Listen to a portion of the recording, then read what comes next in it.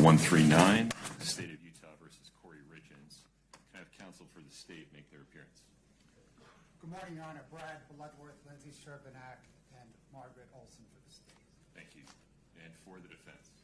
Wendy Lewis, Catherine Nestor, and Alex Ramos for the defendant, who is present. Very good. This is the time set for sentencing. The court plans to proceed as follows.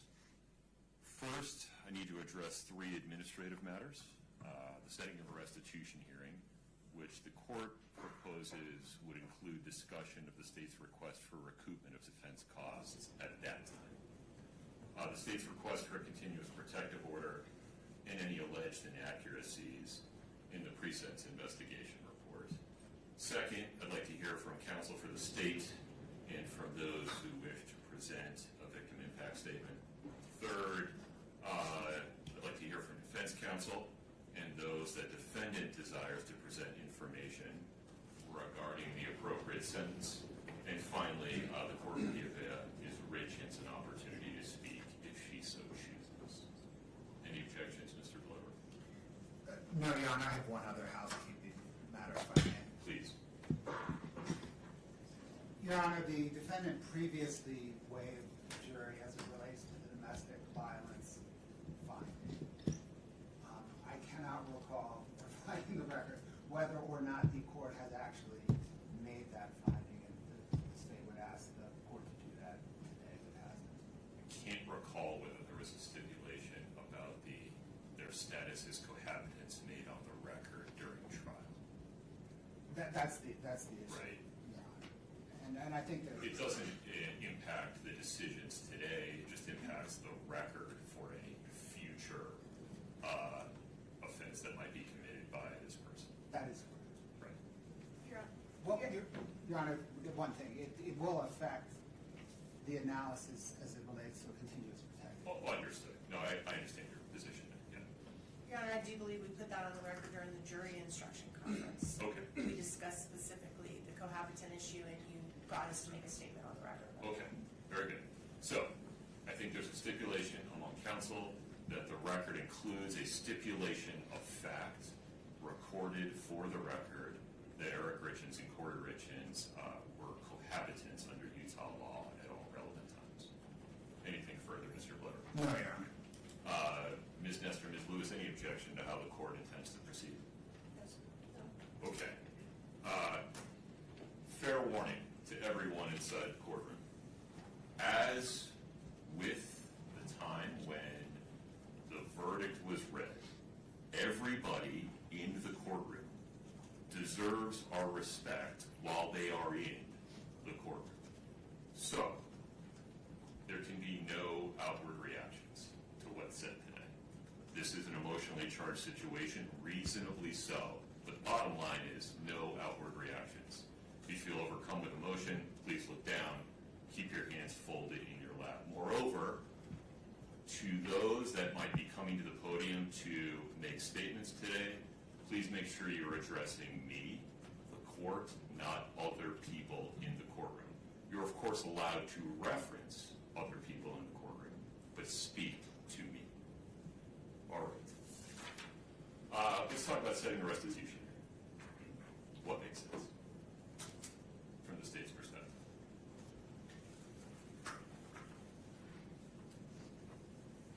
Your Honor, the restitution amounts that the state is seeking are well known in the record, or the defendant or are well known in the record. So we can proceed in very short order. I don't know if there's going to be much dispute on the amounts. Okay. From the defense team, what makes sense, Ms. Nestor? We need an opportunity to brief these issues and do a little bit of research. We were surprised by some of the requests that came The from us. recoupment issues? Yes. Fair enough. So we need to look into that. I know that I'm going to be out of town the first 2 weeks of June. I'm going to be out of the country, so if we could do it before or after, that would be helpful. After would work far better for me. Okay, same. So, other than that, Ricky, what would you recommend? Is there an afternoon on which we don't have a ton of sunset on a Friday?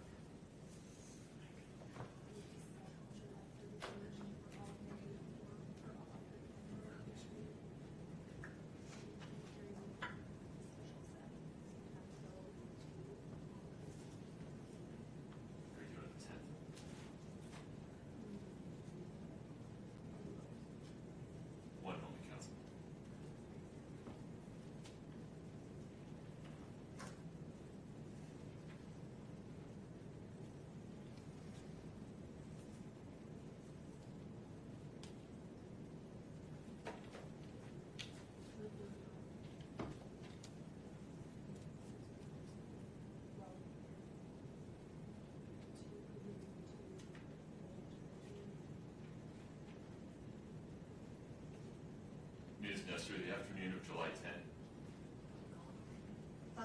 Ms. Lewis will be out of town, and that is the week we are doing the preliminary hearing in my case in Utah County. Understood. Well, maybe July 31, like you said. July 31 works. That work for the state? What time, Your Honor? That'll work, Your Honor. All right. We'll say 1:30 p.m. on July 31. Ms. Nestor, would you like to appear in person or by web extension? In person, Your Honor. All right. We'll set a restitution hearing to include discussion of the state's arguments regarding recoupment as made in their sentencing memorandum on July 31, 1:30 p.m. in person. Okay, anything further on that, Mr. Blood? No, Your Honor. Ms. Nestor? No, sir. All right. Mr. Blood, the state's request for a continuous protective order. I looked hard at this. Let me relate some of my concerns and then have you respond to them, and then we can go from there. I looked at this, cases cited by the state, I looked at the statute, considered the absurdity doctrine. It seems to me that the legislature has adopted a policy where a convicted person's First Amendment rights are reasonably restricted in domestic violence cases to prevent the survivor of domestic violence from being re-victimized by contact, either direct or indirect, by the convicted perpetrator.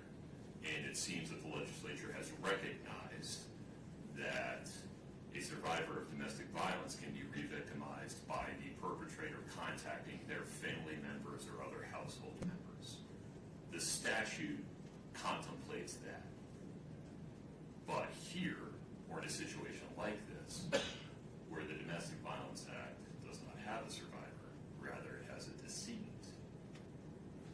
it seems from the face of the statute and other statutes involving criminal actions causing death that the legislature has reverted to the First Amendment being the baseline, and also that there are other remedies available to the family members of that decedent, such as stalking injunctions, if they are receiving contact that constitutes a course of conduct that would cause an objectively reasonable person to suffer emotional distress.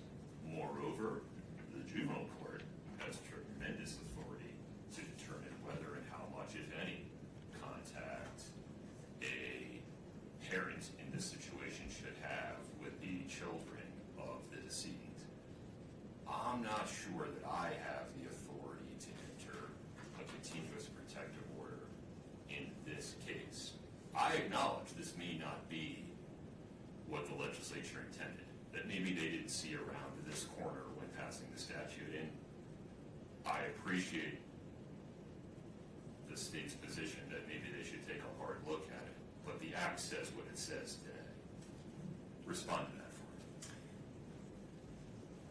me. Your Honor, the state questions the court's kind of read of the act, and when the court relates members of the victims, any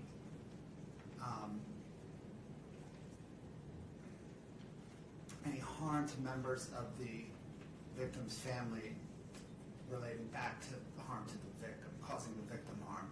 I think the plain read of the statute is, and it's 78 Bravo -7-804 3D Right. 5. Necessary to fully protect the victim and members of the victim's family.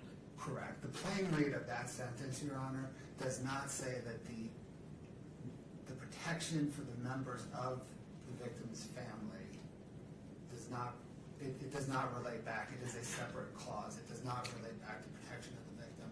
And I think within the scheme of the statute, the legislature envisions protection for the victim, separately protection for the victim's family as an option of this court. And I think that's kind of consistent. This statute's odd. I think it's subsection B, which has a preamble on legislative intent. Right.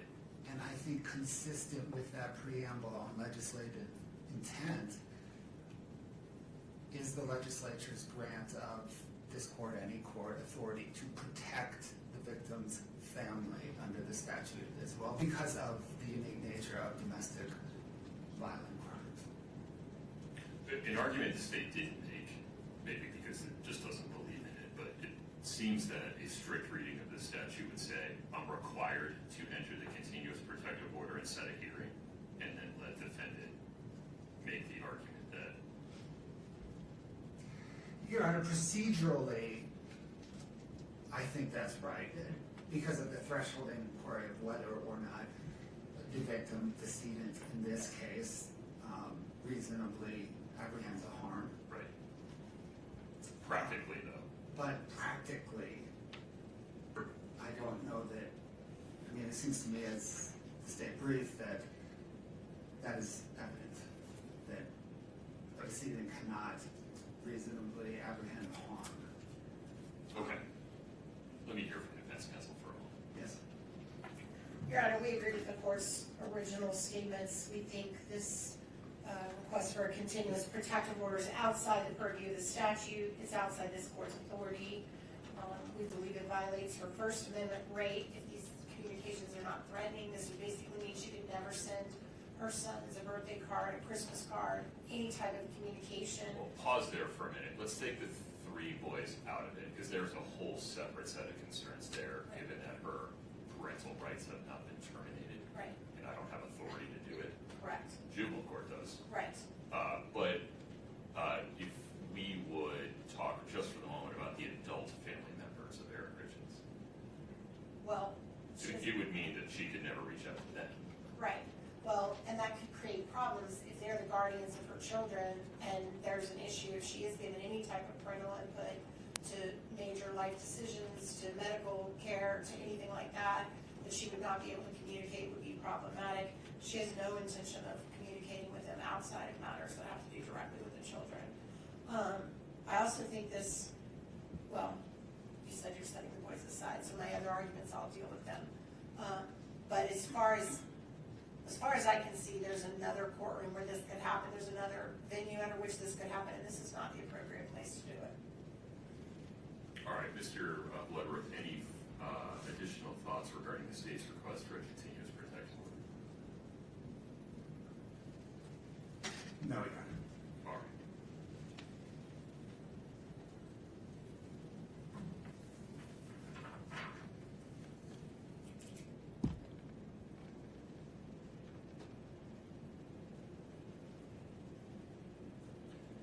All right, in full transparency, I don't like the result, but under this court's reading of Utah Code 78B 7804, subsection 3, the court determines as a matter of law that it cannot issue a continuous protective order in this case because it is evident that the victim of the domestic violence charges, in this case for which Ms. Richins was convicted, cannot possibly have a reasonable fear of future harm or abuse. It very well may be that this is not the result the legislature intended, and I would encourage the legislature to take a hard look at 78B 7804 subsection 3 to fill this gap explicitly. But they haven't done it yet. They know how to do it, and the court is not persuaded that this result is so far outside of what they could have possibly intended, given the overlay of the First Amendment, that the absurdity doctrine requires a different result. And so while the court holds the legislature will make a legislative change that would provide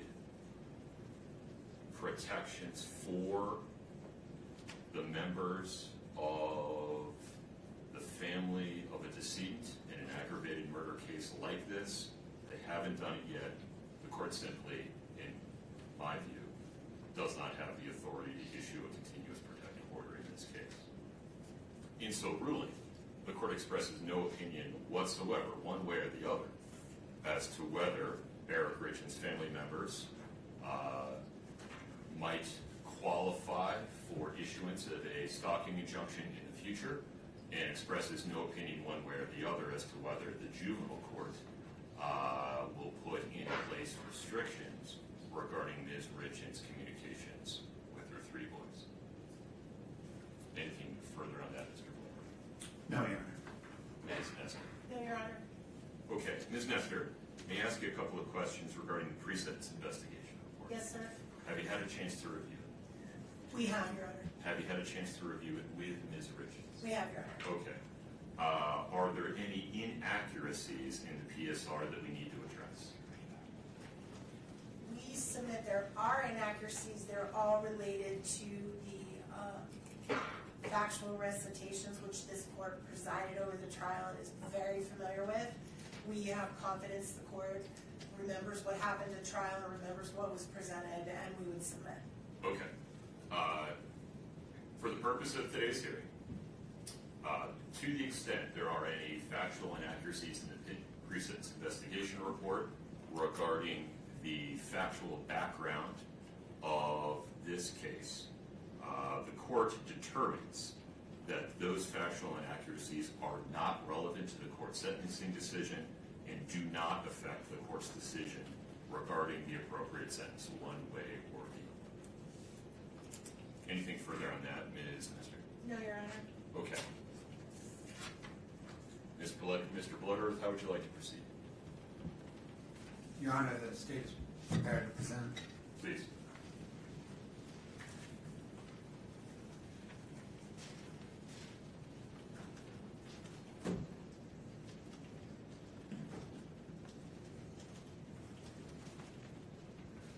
Your Honor, on Valentine's Day 2022, Kouri Richins tried and failed to murder her husband and the father of her 3 young children, Eric Richins. Over the next 17 days, she did not think, what have I done? Rather, she thought, how can I do better? And then she murdered Eric in the presence of their children, using poison and for money. Such a person should never again lurk among the rest of us. Her children should never worry that they may one day encounter her. For these reasons, the reasons set forth in the state's sentencing memorandum, and the boundless reasons the court has learned from presiding over this case, the pending criminal case, and the multiple associated civil cases, the state requests that the court impose a sentence of life in prison without parole on count 1, 5 years to life in prison consecutive to any other sentence on count 2, 1 to 15 years in prison consecutive to any other sentence on counts 3 and 4, and 1 to 5 years in prison consecutive to any other sentence on count 5. Furthermore, the state requests that the court order the defendant to pay restitution to Auto Owners Insurance Company in the amount of $1,017,018 and True Stage Insurance Company in the amount of $352,562.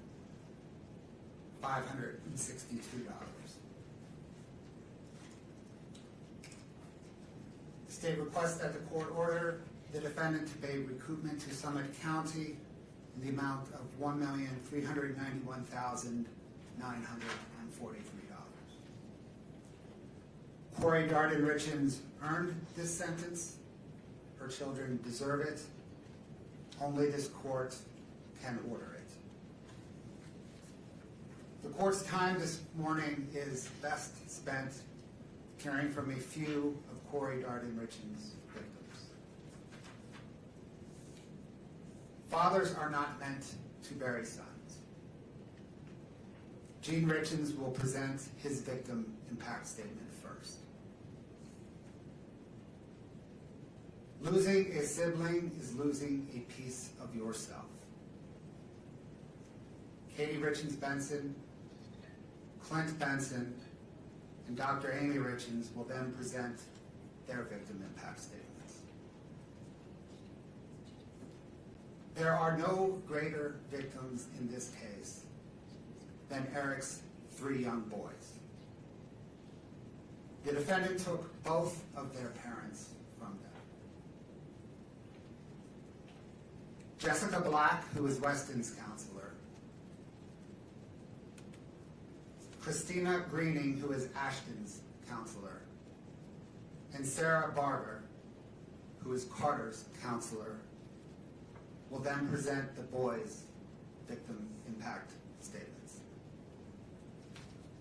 Your Honor, Gene Richins.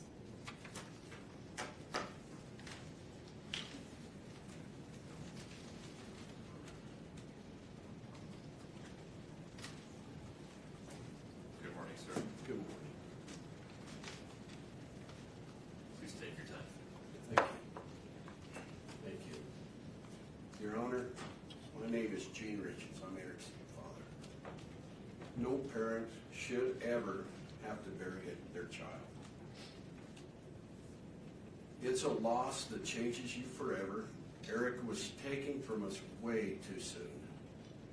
And his loss has left a permanent hole in our family that will never be filled, ever. Eric was first and foremost an incredible father. To his 3 boys, Carter, Ashton, and Wes, his sons were his world, and he was theirs also. They didn't just see him as a dad, they saw him as their best friend, their coach, their mentor, their protector. He was present in every part of their lives. Whether it was soccer, baseball, basketball, or any activity that they were involved in. Eric was there coaching, encouraging, and supporting not only his own boys, but every child on the team. Eric didn't just coach sports. He built confidence. He built character and friendships. He gave his time freely because he cared deeply about helping young people grow into strong, kind, and capable individuals. The impact Eric had on these children and families continues even now. On the soccer team that he coached, before every game, the players gathered and called out a cheer. For many teams, it might be something ordinary. But for Eric's team, even 4 years after his death, they still break the huddle with the words, 1, 2, 3, Eric. That simple cheer speaks volumes about a man he was and the lasting imprint that he left upon young lives in this community. He was a light to his sons, to the boys he coached, and to our entire community. A light that was taken far too soon. Eric was only 39 years old. As his father, I miss him every day. I miss our conversations. I miss watching him grow into a man I was so proud of. One of the greatest joys of my life was seeing the kind of father he had become. Eric was patient, loving, dedicated, and fully present in his boys' lives. Watching him raise his sons with such care and devotion was incredibly meaningful to me. Eric was also an amazing brother to 2 sisters, a loving uncle, nephew, cousin, and loyal friend. He was a trusted business partner, a valued colleague, and a respected member of our community. He was generous with his time, his energy, and kindness. He treated people with respect, showed gratitude even for the smallest acts of kindness, and gave freely of himself because that's simply who he was. He worked hard to provide a beautiful life for his family. He gave them a home many would consider a dream. He ensured their needs were met, supported them, cared for them, and treated his wife with love every day. Yet despite everything he gave, his life was taken from him, not by a stranger, but by a person he should have been able to trust the very most in his life. He was betrayed in the most imaginable way possible. His life was taken through calculated, intentional actions motivated by the greed, control, and desire for a different life with someone else. Eric's boys lost a father. I lost my son. His sisters lost their brother. Our family lost a man who represented the very best of what a person can be. The ripple effects of this loss extend far beyond our immediate family. His friends lost someone they trusted and admired. The children he coached lost a mentor, a role model. Our community lost someone who genuinely cared and gave back without expecting anything in return. Eric will never see his boys graduate, get married, or become fathers themselves. He will never again stand on the sidelines cheering them on. He will never offer guidance, encouragement, or love in any way that only a father can. That opportunity was stolen from him and from all of us. Because of the calculated and intentional nature of this crime, I respectfully ask the court to impose a sentence of life without the possibility of parole. This sentence is important to Eric's 3 sons. Never have to live with the fear that the person responsible for taking their father could ever harm them again, and to ensure she can never harm anyone else ever again. Despite our immense grief, I want to acknowledge and thank those who have worked tirelessly to bring justice for my son. Eric was always grateful for others showed kindness and dedication, and I know he would want to express sincere appreciation to those who gave their time, effort, and professionalism to seek the truth in this case. We are deeply thankful to the prosecution team, Margaret, Brad, Lindsay, Fred, Joe, Wendy, Patricia, and the entire staff who supported them for their commitment and their perseverance. We also want to recognize and thank Todd for his dedication and relentless efforts in helping us ensure justice has been served. We are also grateful to Grace Wardis for serving as a spokesperson and an advocate for our family throughout this process. We thank the Summit County Sheriff's Office, Lieutenant Hemingway, Detective O'Driscoll, Detective Hopper, Officer Woody, Officer Gibson, and all the law enforcement personnel who worked on this investigation. We thank the bailiffs who ensured the safety and the order of this courtroom. We thank you, Your Honor, for your patience, professionalism, and stewardship of this process. We extend our heartfelt gratitude to each juror, including the alternates, for their sacrifice and their time, for seriously taking the responsibility, who carried out to ensure justice was served. Nothing can bring Eric back. Nothing can restore what has been taken from his sons, from our family, and from this community. But accountability matters here. Justice matters. Eric mattered. His life, his love mattered, his example mattered. He will always be remembered as a devoted father, a loving son, a supportive brother, a loyal friend, and a man who made lives of those around him better. We miss him every day and will continue to honor his memory by living with the same kindness and dedication that he showed to everyone fortunate enough to know him. Thank you, Your Honor. Thank you.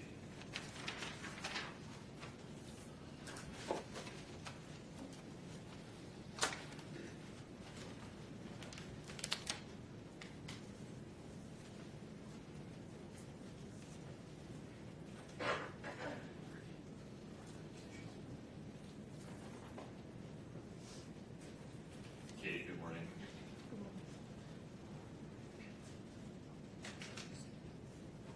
So as you know, I'm Katie, and I'm Eric's sister.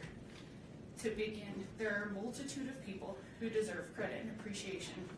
Law enforcement agencies across the state of Utah, the Summit County Prosecutor's Office, the Medical Examiner's Office, expert witnesses who worked hand in hand with law enforcement, Eric's friends, Eric's co-workers, my friends and my family, our entire team of lawyers and experts in the civil lawsuit. There are far too many people to mention by name, and I suspect if I try to, I will inadvertently leave someone out. But to all of you, please know that this would not be possible without your efforts, your support, and the strength of the community that has stood beside us. Both my family and I are forever grateful to each of you. I am also very grateful to you, Your Honor, to this court for the dignified manner in which it presided over the trial, and to the members of the jury for faithfully performing their civic duties. Today is Eric's birthday. I stand before you because he can't. He was taken away from my dad, my sister, his nieces, his friends, our community, and worst of all, from his 3 amazing sons. Sorry. He was taken away from us by a person he should have been able to trust, the person he should have trusted most in the world, his wife. It's impossible to fully describe how devastating Eric's death and Kouri's crimes have been to our family. Nearly every aspect of our lives has been permanently changed, and we have no choice but to live with those changes and with Eric's loss forever. Eric was a phenomenal brother, father, son, nephew, grandson, cousin, friend, and businessman. Eric and I were extremely close. We went through school together and navigated life side by side. Wherever Eric went, I was usually tagged along right behind. In school, Eric's nickname was Richie, and mine was Little Richie, a reflection on how inseparable we were. He wasn't just my brother. He was my constant, my protector, and one of my closest friends. Eric was the kind of father who anticipated his children's needs before they ever had to ask. He made sure they were always having fun, taught them how to be respectful and kind, and was constantly planning for their future. His mind and heart was always on his boys, always. Everything he did was for them. Eric was the very best uncle. He made his nieces, my daughters, feel truly special. He always found ways to have fun with them. He doted on them with love and attention. Eric was an incredible son, always there for my parents, stepping in without hesitation and helping in every way he could, without being asked. The bond he shared with my mom was truly special. We would often joke that the umbilical cord had never really been cut, but in truth, it spoke to the deep, unbreakable love they had for each other.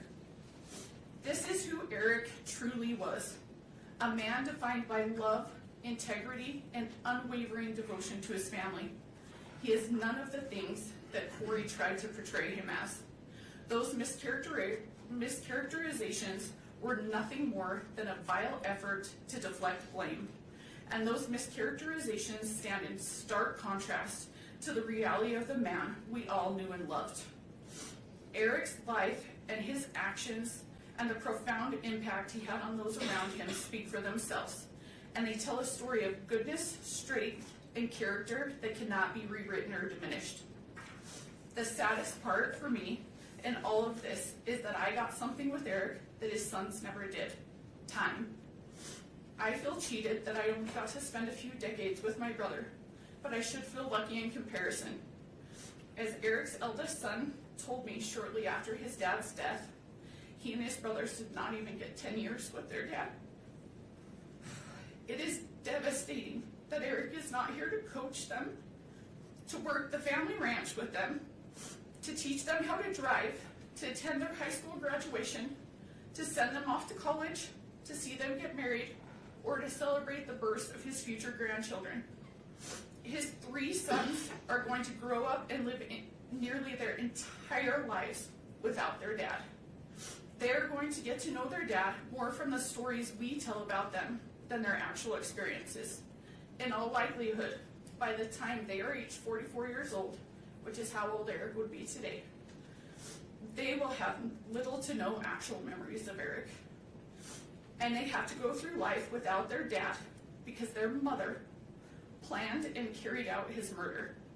She could not have done anything more selfish or more cruel to those boys. In the place of a stable, secure, and loving home, Kouri gave the boys permanent trauma. They were in the house the night she killed their father. They were awake. They knew that something terrible had happened to their dad. As we heard on the 911 call during trial, one of them even walked into Eric's bedroom, where Eric's body lay dead, poisoned by someone who his son should have been able to unconditionally trust, love, and depend on. No child should have to bear that trauma. But Eric's 3 innocent sons will bear that burden, and they will bear it for the rest of their lives.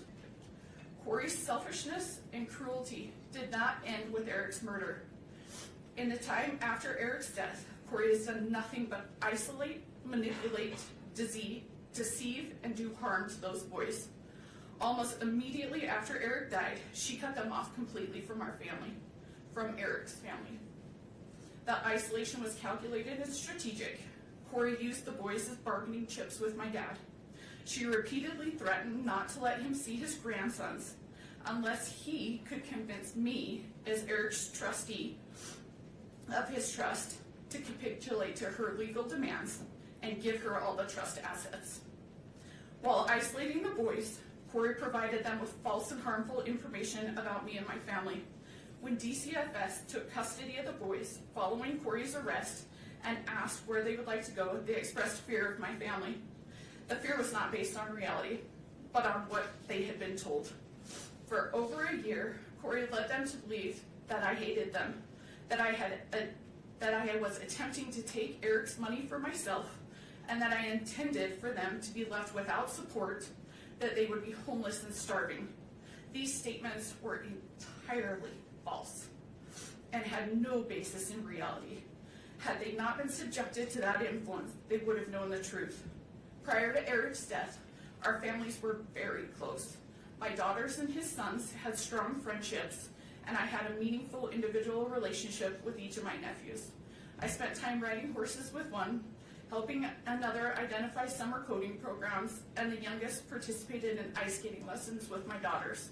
Our families shared holidays, worked together on our family ranch, took trips together, and I was present the day each of the boys were born in the hospital. The boys have expressed their confusion about these circumstances. They have stated that prior to their father's passing, both Eric and Kouri frequently told them if anything were to happen, they should go with me, that I would care for them and support them. Following Eric's death, however, those messages changed. After Eric passed away, Kouri prevented all contact between our family and the boys. She prohibited communication and continued to provide them with false information about us. When we were finally able to see the boys again, approximately 15 months after Eric's death, the boys hardly recognized the relationship we had. Instead, they viewed my family and me with fear and hesitation, as though we were strangers. Kouri also went to great lengths to jeopardize the boys' financial futures. I know you are very aware of this. Among other things, she drained the personal bank accounts that Eric had set up for his boys as college funds. She allowed the boys' Social Security survivor benefits to be funneled to individuals who were not taking care of the boys. And she sued me in my role as Eric's trustee and personal representative, not once, not twice, but 3 separate times. The goal of her lawsuits is singular. She wants all of Eric's assets for herself. Despite her lies and fanciful public portrayal, she knows that none of Eric's assets are going to me, my dad, or my sister. In fact, she knows exactly where Eric wanted everything to go, and that is to his boys. And yet, for 4 years, she has aggressively tried to take their inheritance from them. Even now, despite erroneous debt, a murder conviction, and a string of pending felony financial charges, Kouri's civil lawsuits live on. Those lawsuits have been emotionally grueling, all-consuming, and unimaginably expensive. And tragically, every dollar on those suits is a dollar that Eric's boys will not get. Of course, Kouri can't have other people or the public thinking that she's trying to take away her children's inheritance. So for the past 4 years, both in court and in the media, she has demonized and vilified me. She has hurled wild accusations in my direction, including that I hacked her bank accounts, forged her bank statements, paid off witnesses, unduly pressured law enforcement into investigating her, and quietly pulled the Summit County prosecutor's strings. It is despicable that for doing nothing more than trying to honor Eric's wishes, Kouri has cast me as the evildoer here. Just as bad, honoring Eric's wishes has landed my sister and myself, and unbelievably, my 2 daughters in Kouri's crosshairs. One of Eric's sons recently told me that Kouri used to say, "I will get them one day." Apparently, she was talking about me, my sister, and my daughters. Her infamous walk the dog letter, the part the jury did not hear, confirms her desire to harm me. In it, she talks at length about her plans to get at Amy and me, including by targeting my daughters, both of whom are under the age of 10. It takes a sick mind to target children. The mere thought that someone who has so little regard for human life or decency might one day walk free is horrifying. I worry about the safety of Eric's boys, my daughters, my sister, and myself. There is nothing Kouri will not do, and no one she will not hurt, to achieve her own selfish ends. I am not the only one that is afraid. There are 3 little boys who, instead of fearing those who love and adore them, as Kouri would prefer, worry constantly that Kouri might show up one day and take them away. Eric's sons deserve so much better. They are not bargaining chips. They are not cash cows. They are not props for some twisted children's book about grief and loss. And yet that is what they've been reduced to by Kouri. To my unending sadness and horror, Eric himself understood all too well the danger she posed to his children and to his family. When Eric told me he had changed his estate planning and appointed me as his trustee and personal representative, I begged him to end the marriage and go his separate way. By that point, he had already consulted with a divorce attorney and was deeply afraid that he might not be awarded sole custody of his children. He made the heartbreaking decision to stay because he could not accept the risk of what might happen to his sons if Kouri had equal custody. He told me he would live his life through hell every single day of his life until his youngest was 18, because he believed Kouri was the most evil person he had ever met. He knew that his sons did not like her. He told me as much many times. He knew that they would prefer to be far away from her, but he also knew that divorce carried significant risks. And he said he could never allow his children to spend half of their time alone with her, because he was certain they would be exposed to harm and things no child should ever experience. He made it clear that in his mind, if Kouri were given equal custody his children would be in the care of someone he believed to be deeply dangerous. He feared the people they could be exposed to and the damage that could be done. At the same time, he spoke with deep love and admiration for his boys.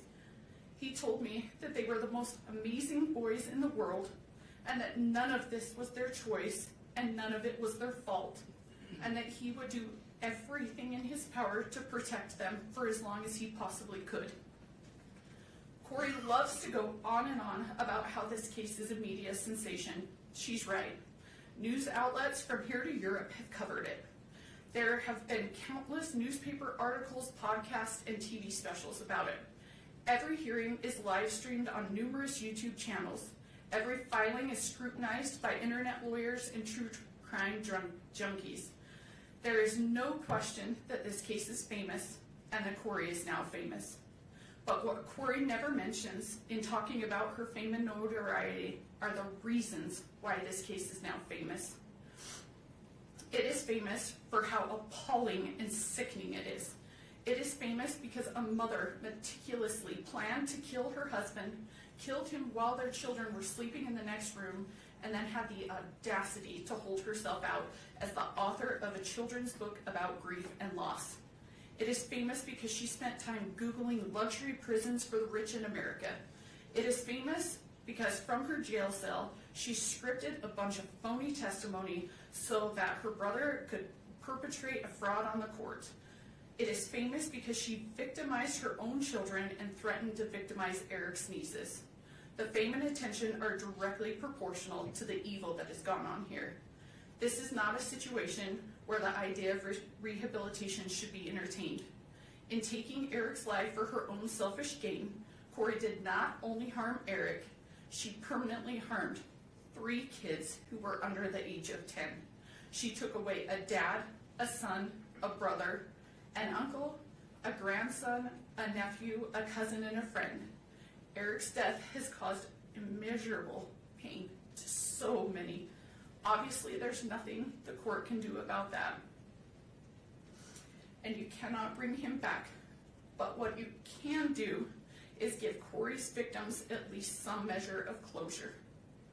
To that end, I ask that the court impose a sentence that ensures Kouri never has the opportunity to harm Eric's children or our family again. Please do not let my brother's life be worth nothing more than a 25-year punishment.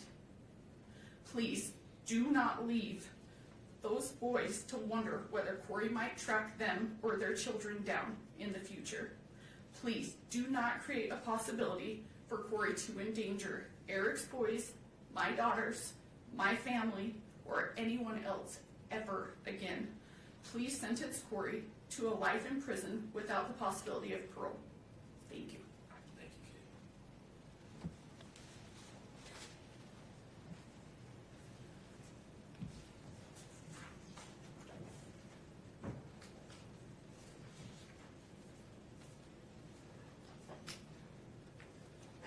Morning, Clint. Hello, Your Honor. My name is Clint Benson. I'm Katie's husband and Eric's brother-in-law.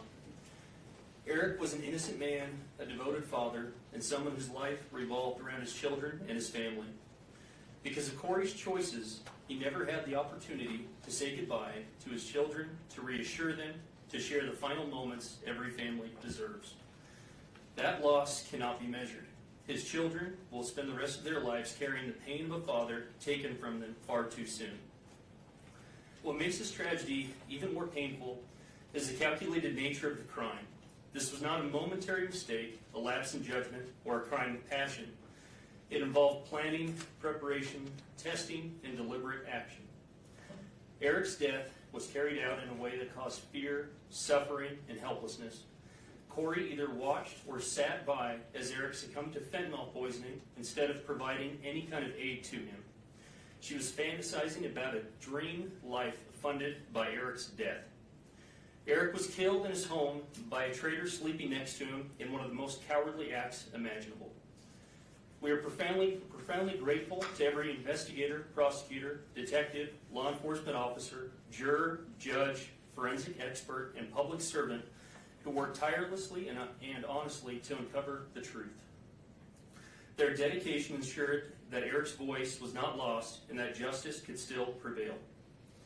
We are equally grateful for the incredible community surrounding us. This community has shown unwavering support and has been there for Eric's boys without judgment and through some of the most difficult times imaginable. The boys are succeeding and thriving because of the people around them who continue to provide support and look out for their safety. Going through every aspect of this murder easily led to a dark place while fighting against an individual focused on only chaos and vengeance. However, the people surrounding us, including the sheriff's officers, principals, teachers, school staff, coaches, counselors, neighbors, and church members, created an unbreakable force for what is good, just, and right. No sentence can bring Eric back. No outcome will erase the suffering caused by these actions. But accountability matters, truth matters, and justice matters.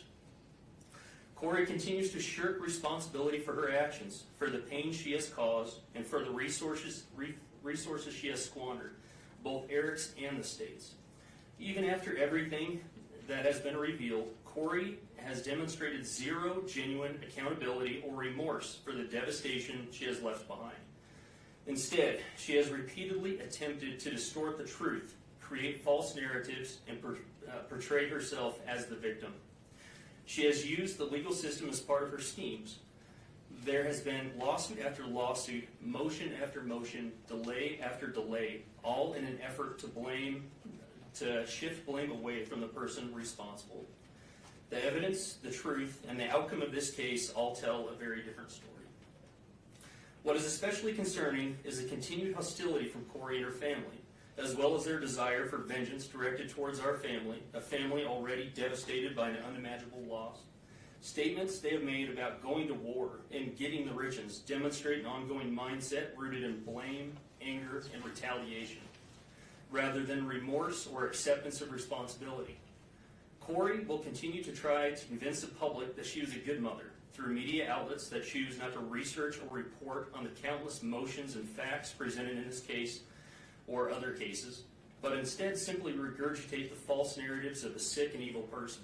Kouri and her family continue to plan media campaigns focused on lies, targeting anyone foolish enough to spend time listening to them. Kouri is not before this court because she was mistreated, because she is a victim, or because the Richins family manufactured a false narrative as she and the Darden family would like to portray. She is before this court because of the choices she has made, choices that resulted in Eric's death and permanent trauma to anyone who has loved him. Kouri chose pride, seeking to project an image of success. Kouri chose adultery and lust, prioritizing her secret lover over her husband and her children. Kouri chose fraud and greed, hoping to profit from Eric's death. Kouri chose murder, and she continues to choose vengeance against the victims of her actions. The time for Kouri to make choices is at an end. Now it is time for her victims to choose. Please let Eric's children have a chance to choose lifelong peace, comfort, security, success, and happiness. I ask this court to impose a sentence of life without parole, a sentence that truly reflects the gravity of this crime, the irreversible harm caused to our family, and the calculated choices that led to Eric's death. Thank you, sir.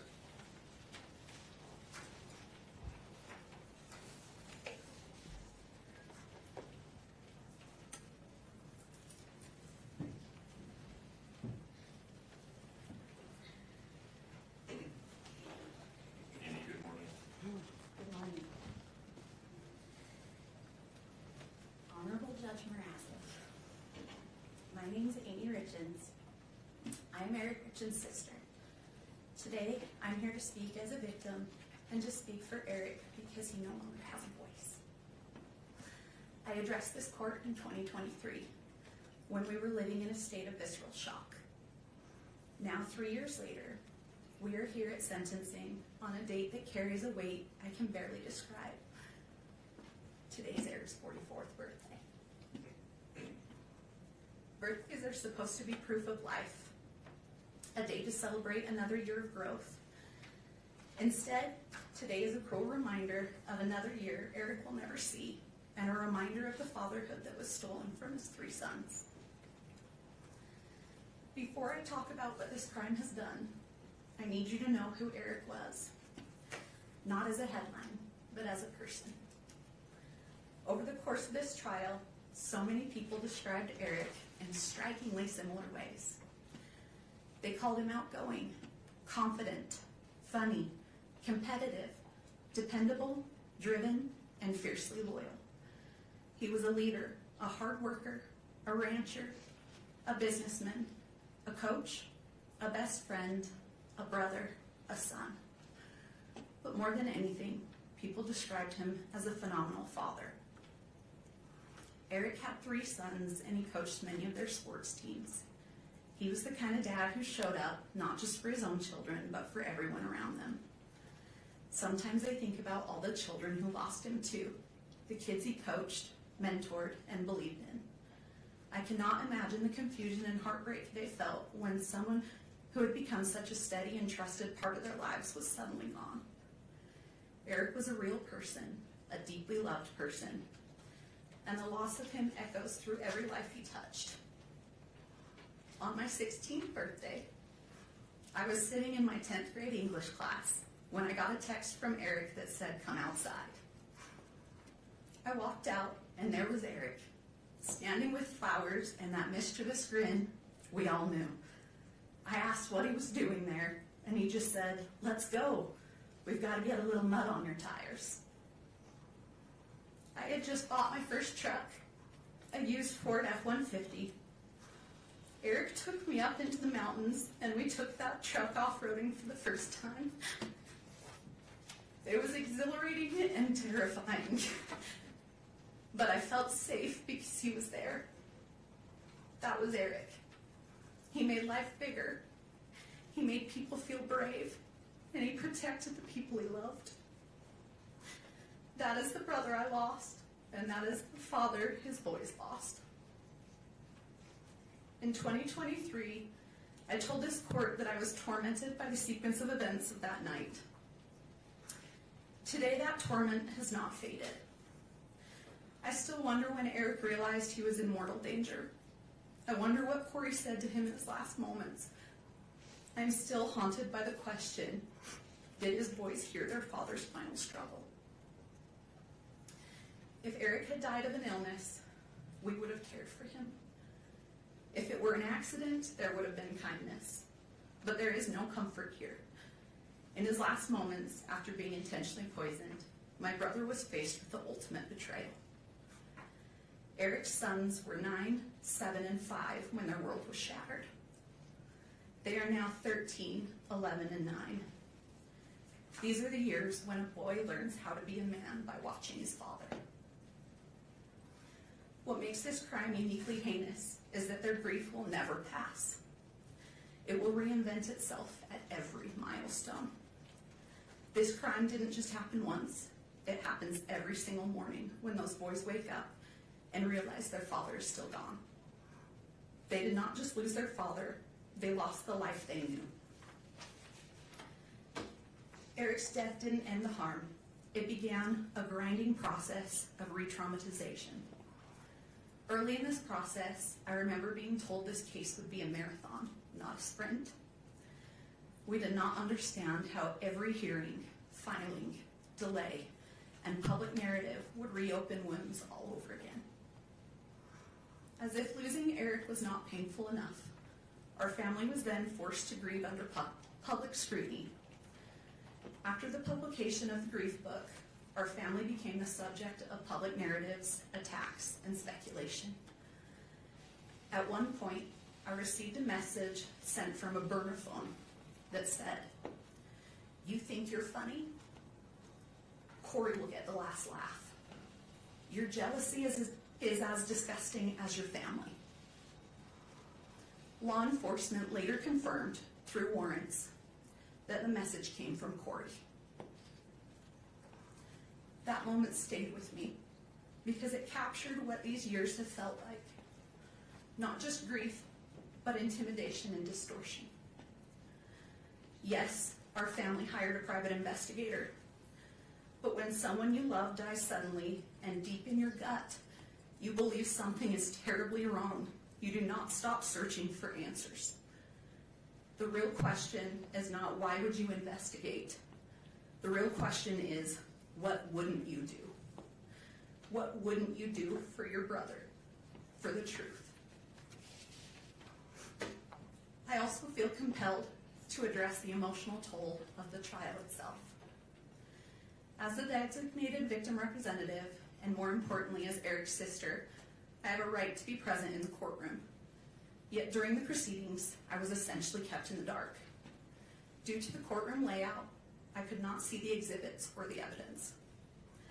When we requested simple accommodation, we were told that the trial was being broadcast on court TV and I could excuse myself and watch from home with the rest of the world. Being told that my right to be here was interchangeable with a television broadcast was a profound violation. I did not want to watch Eric's life and death as content from my couch. I didn't want to go home after a grueling day and listen and watch it all over again. I had a right to be here, to face the evidence directly. Still, to this day, I have not been able to rewatch the trial because it's so time-consuming and painful to relive. I still have not seen all the evidence that was presented. Your Honor, I need to say this clearly. Someday, those boys will grow up and look back at the records of this trial. I need the truth to be the only thing they find. The claims made against Eric's character were not just legal defenses, they were acts of secondary violence. Eric was a protector, not a predator. These lies were a desperate attempt to justify the unjustifiable, and they have added a layer of cruelty to our grief that is nearly impossible to bear. I also need to correct the record on a few misrepresentations. First, the prenup. It was provided well before the wedding, not in a last-minute way. Second, the incident between Kouri and me. I never touched her. Kouri pled guilty to assaulting me.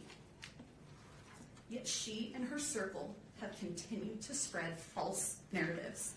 This is a pattern of distortion that has kept our family trapped in conflict. There is something that has haunted me for years.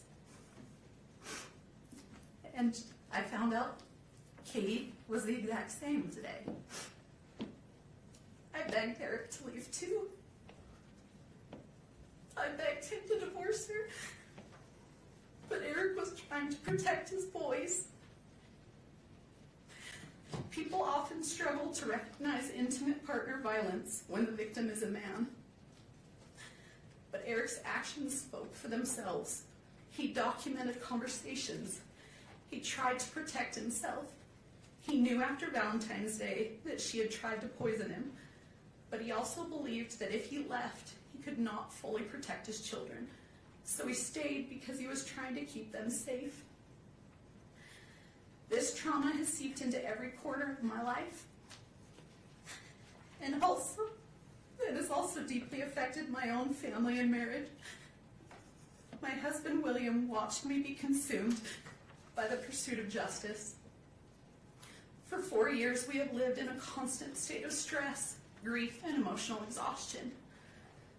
I lost my job as a professor at Montana Tech University on the very day I was subpoenaed to appear in this court. Eric was so proud of me earning my PhD, and teaching students was something I loved and that made me proud. It now seems like another thing that Kouri's actions have taken away from me. But the most devastating loss is one that isn't in any police report. Because of the unrelenting stress of this investigation and the constant attacks on our family, I suffered a traumatic miscarriage of twins. We lost our children. We lost the future we were building. Kouri's actions didn't just end one life. They reached out and stifled the lives of my unborn children as well. That loss lives inside this tragedy too. Eric's murder did not just take someone from my life. It plunged me into a darkness. It stole the light I once carried. It erased the future I had planned. Every day, I wake up and step into this same crushing emptiness, where time itself feels frozen and meaningless. The laughter of my future children, the warmth of my family, the simple joy of waking to a new morning, all of it has been devoured by this crime. This grief is limitless, resembling the ocean. Sometimes it softly touches the shore, other times it pounds against it with fierce force. Occasionally, it surges like a massive tsunami, overwhelming everything. These changes can occur suddenly, and like the ocean, it cannot be controlled. I didn't just lose my brother. I lost my sister-in-law. I lost someone I considered my friend. We had good times together. That loss is so complicated now, Your Honor, because it forces you to grieve someone who is still alive while facing the horror of what they have done. It is grief that doesn't resolve. It just sits there heavy every day. This crime has fractured our family in ways outsiders cannot understand. One of the most painful realities is that my husband and I do not get to see our nephews. This tragedy has created a wall of trauma between us, and that feels impossible to climb. Because of this crime, we are no longer present in those boys' lives the way Eric would have wanted. In 2023, I told this court I never knew evil like this existed. Everything I have witnessed since has confirmed that.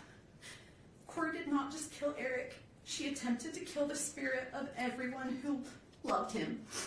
She lied to his children, she lied to the world, and has shown no remorse while dancing on his grave for profit. Your Honor, a parole-eligible sentence is not a conclusion. It is a reoccurring nightmare. It guarantees that every few years, Eric's sons will be notified that their father's murderer is seeking freedom. It forces them to relive the trauma repeatedly for decades. Eric died trying to be his children's shield. He can no longer protect them, so now the responsibility falls to this court. I ask you to provide these boys with the finality and safety they deserve. I ask you to ensure that the noise of Kouri Richins never enters their lives again. For the years of suffering we have endured, for the children who will grow up without their father, and for the life she stole from Eric and the peace she stole from us, I respectfully ask that you sentence Kouri Richins to life without the possibility of parole. Happy birthday, Rico. Thank you.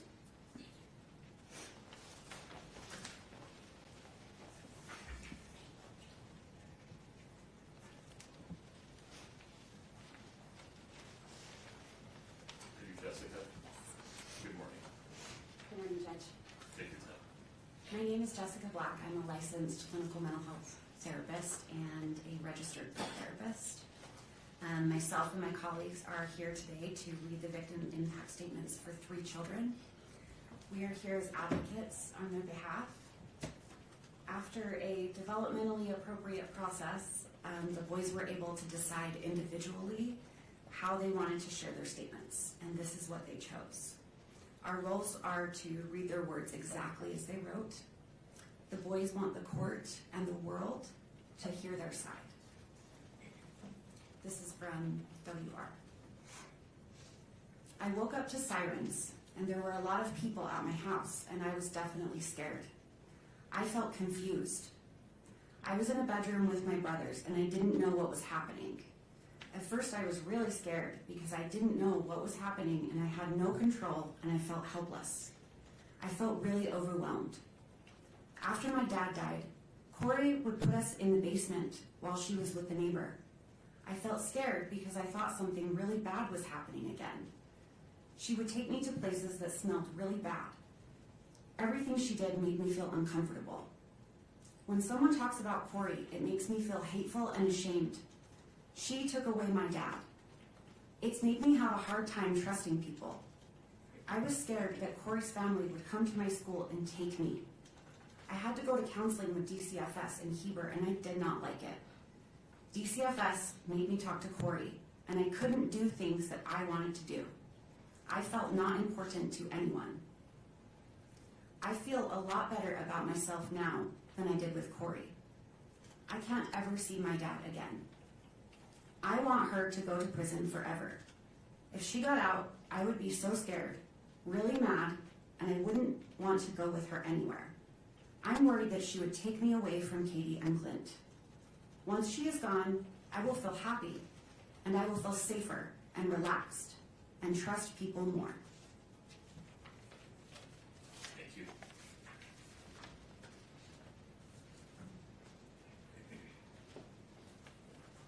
Christina. Yes, Your Honor. I am Christina Green. I'm a licensed clinical social worker, registered play therapist, and I will be reading for AR. You took away my dad for no reason other than greed, and you only cared about yourself and your stupid boyfriends. You were not caring and watching over me and my brothers. I had to be a parent to W. C and I would walk him to the bus stop, feed him, and watch him. You were not concerned about our health. When we got hurt, you didn't even care. When C got run over by a side-by-side, you still made him go to the soccer game that day without taking him to the doctors first. You would lock C in his room, and I would have to go to the kitchen and bring him food. You shamed us when we didn't want to eat uncooked lasagna you made. We threw it away because we couldn't eat it. Then you made us watch videos of children starving in war areas. You wanted to scare us into eating something that wasn't cooked. You wouldn't let our dog outside, and then the dog would pee inside. You created this problem, then you would smack my dog on the head as hard as you could. You wouldn't let me put my kitten in the garage for safety at night, and we found it eaten by raccoons the next day. You wouldn't let us turn on and use the heater lamp for the chickens and bunnies, and they froze to death. You would always argue with my dad and lock the door. You were not playing the role as a real mother does. You were doing the opposite. Now my dad can't be my coach anymore, can't be at any of my games. He won't be at my birthdays. He can't teach me how to drive. He won't be at my graduation, and he can't take me camping or fishing. You made me paranoid about sleeping on my dad's side of the bed by saying I might die or get harmed when I was just trying to be close to my dad after you killed him. You took away everything from me and my brothers. I don't want you out of jail because I will not feel safe if you are out. You have never said sorry for anything that you have done to me and my brothers. I don't want you to hurt anyone again. I know that you will need to stay in jail to fully take accountability for what you did to me, C, W, and my dad. With you in jail, I will be able to continue to feel safe and live a happy and successful life without fear of you hurting me or anyone I love. Thank you, Your Honor.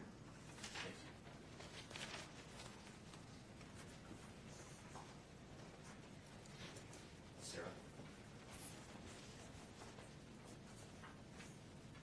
Yes, my name is Sarah. I'm a licensed clinical social worker and registered play therapist, and I'm going to read the victim impact statement for CR. My name and age now, my name and age I was at the time of the crime. CR, age 12, now 13. I was 9 when my dad was murdered. What I would like to see happen if the perpetrator is convicted of the crime, I would like to see Kouri get a life sentence. My thoughts regarding an appropriate sentence for the person who is accused of this crime and if they are found guilty.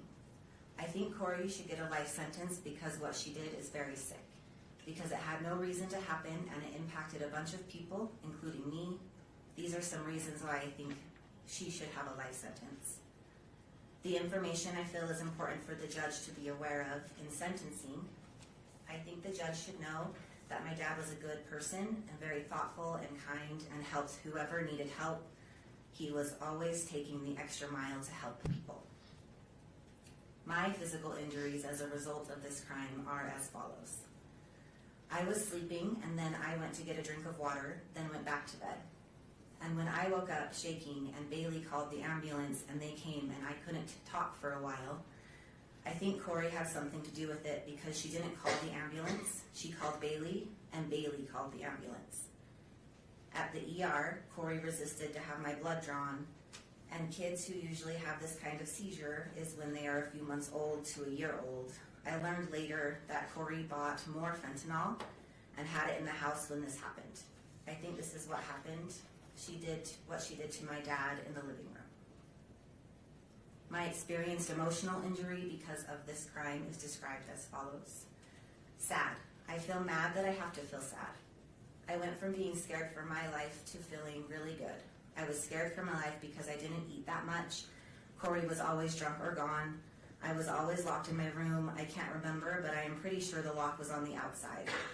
Kouri threatened she would kill my lizard because we didn't want to watch some weird show with her. All of our chickens died because there was no food or water. My rabbit died because we didn't have food or water. The goats almost starved to death because she bought moldy hay and she didn't water them. Nothing ever got fed or watered. It didn't feel good to worry about my animals. I felt like I had to take care of my siblings. Ash mostly took care of me though because I was locked in my room. Ash would bring me food. Kouri would lock me up if I told her she was drunk. This happened pretty much daily.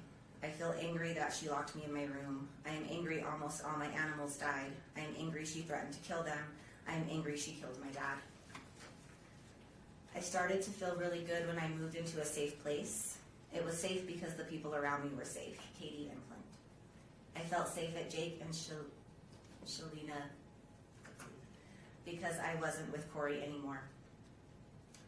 Counseling. I feel annoyed that I have to go to counseling and tell the story about what happened 55 million times. I feel better now because I know it's to help me. I would like to not have to go to counseling. I would like to have to not worry about anything after this trial is over. I want the judge to know I hope Kouri gets convicted to a life sentence. Kouri is always drunk.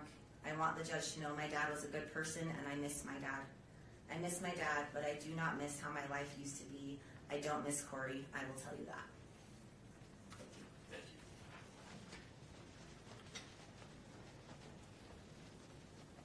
Mr. Bloodworth, anything further from the state? Your Honor, the state moves to admit state sentencing exhibits A through I previously provided to the court and defense. I have copies now I can bring to the clerk. Any objection, Ms. Dester? Yes, we do object to some of those being on the public docket, and we can, if we want to take a break, we can go through that with the prosecution. I actually sent him an email asking if they would be filed publicly, and his response was no. So I was unaware that he was going to do that. Admitting them and filing them publicly are two different things. Any objection to their admission?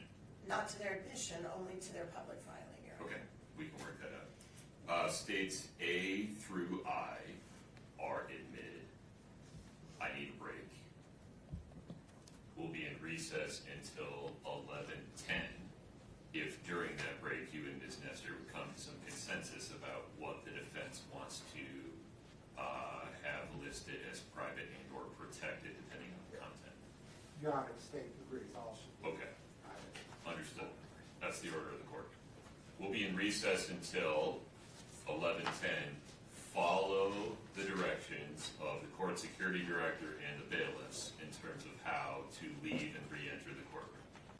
Thank you.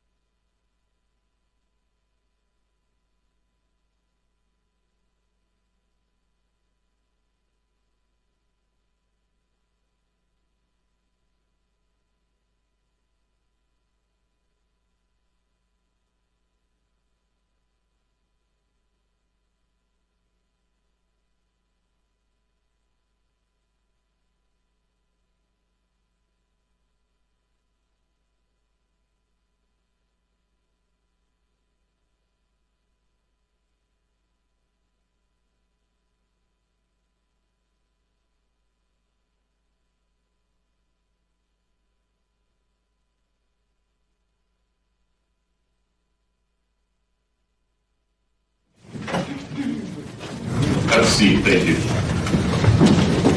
We're back on the record in 231-500-139. Mr. Bloodworth, just to confirm, anything further from the state? Nothing, sir. Okay. Ms. Lewis, Ms. Nestor, please tell me what's contemplated. Your Honor, I have some opening remarks, then we have some letters that some of which we've been asked to read, others are here to read themselves. Due to the excessive publicity, some of the people have asked that only you and the prosecutor know their names, and then we not say their names, and so I'm going to provide you with each letter as we go that has their actual names on it. All of them are willing to confirm with you privately that they've written these letters as officers of the court. We assure you they have, but they did not want to appear on camera. That's fine. And then, after we do a set of the letters, Mr. Ramos has some very brief remarks, and then we're going to put on 3 more. Then Ms. Lewis will close out remarks, and then Ms. Richins will do her allocution at the very end. Understood. If that's sufficient. Please. Thank you.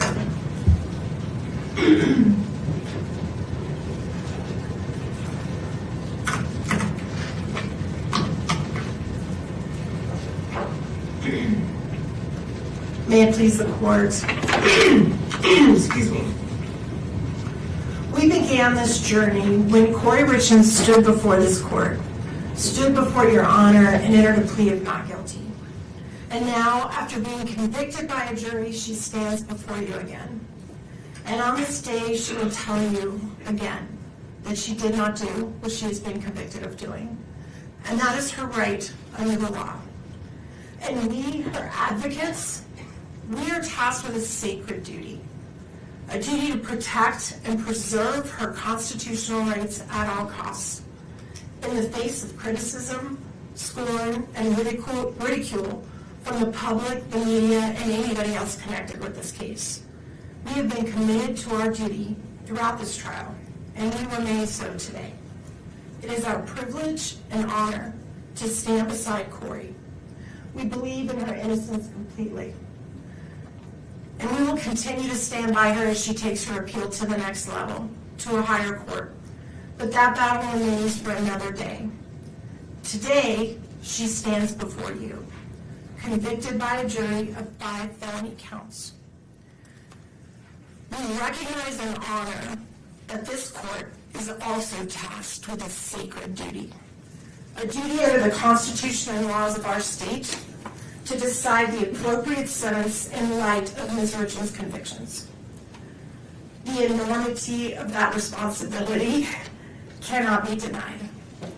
Everything we will present to your honor today is submitted for your consideration with an abiding faith in the court's commitment to its sacred duty, and in the prayerful hope that mercy will prevail over calls for retribution. As the state has conceded in their briefing, in order to decide an appropriate sentence, it is right and just for this court to look not only at the conduct for which Kouri Richins has been convicted, but also at her entire life. The good things she has done, making her worthy of the mercy of this court.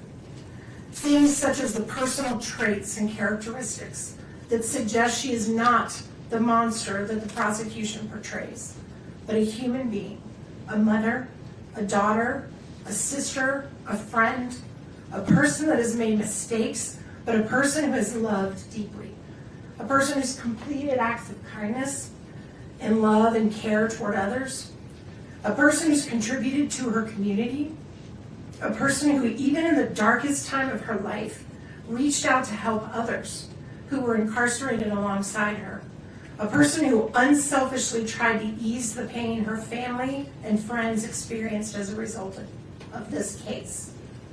Now, we have asked people who know Kouri the best to show you the person they know and love. You will hear from family and friends who saw her the most. You will hear from people who worked with her. You will hear from people who spent time with her since she's been incarcerated and have seen how committed she is to rehabilitation while she's in jail. Even more telling, you will hear how she's helped others even when facing unbearable situations in her own life. All of these individuals will reassure this court that she can be productive and make positive contributions in a carceral setting. You've heard from the state their cry for the harshest punishments available under our laws. Yet you also presided over this trial. You saw the evidence and the absence of facts that would justify such penalties. I am sure this court is aware of what a sentence of life without parole actually means in a prison setting. These individuals are locked down in their cells 23 hours a day. They are not provided with the opportunity to participate in programming, seek education, work at jobs in the prison. For all intents and purposes, they are treated as death row inmates. They are denied in-person visitation.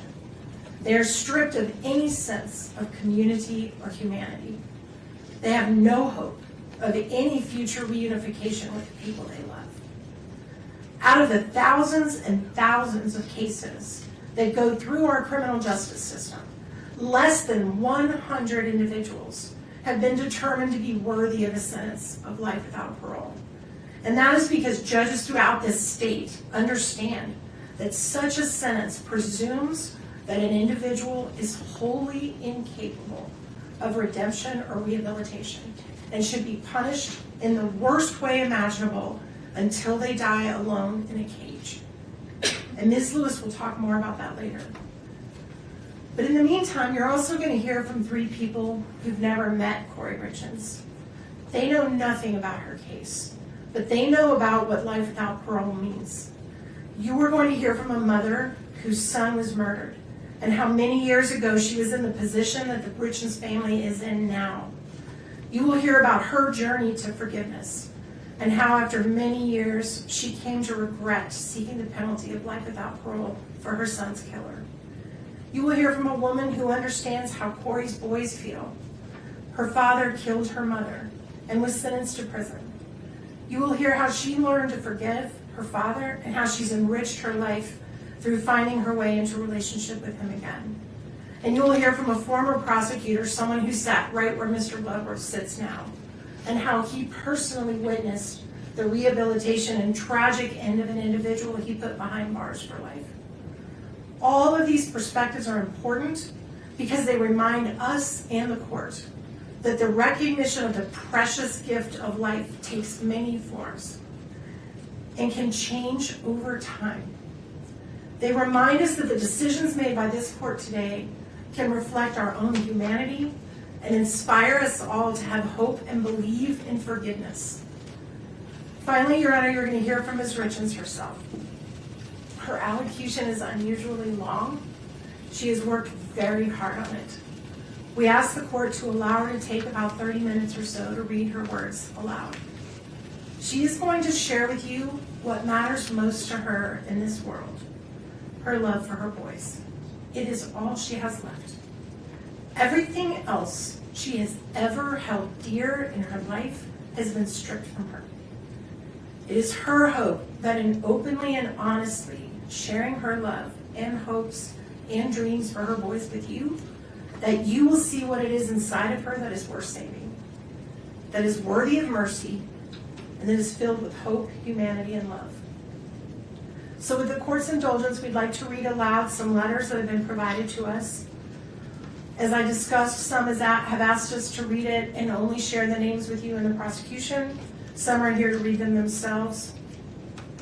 And we are grateful to the court's indulgence to listen. And we're going to start with a letter from Kouri's mother, and Ms. Lewis is going to read that letter. And I have a copy of it that I'm going to provide so the court can read along if you like.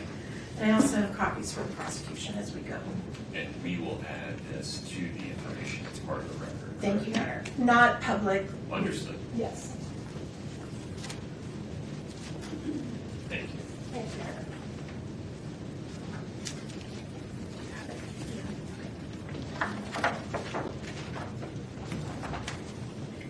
Good morning, Your Honor. Kouri's mother, Lisa Dark, is here in the courtroom.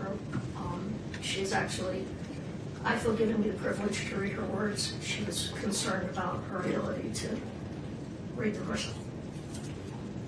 Your Honor, Kouri is my daughter. I write to you today carrying grief that words struggle to hold. First and foremost, I want to acknowledge the loss of Eric. He was my son-in-law, my friend, and a truly wonderful father. Eric had a kind heart and a generous spirit. He was deeply loved, and he will never be forgotten by me or by the many people whose lives he touched.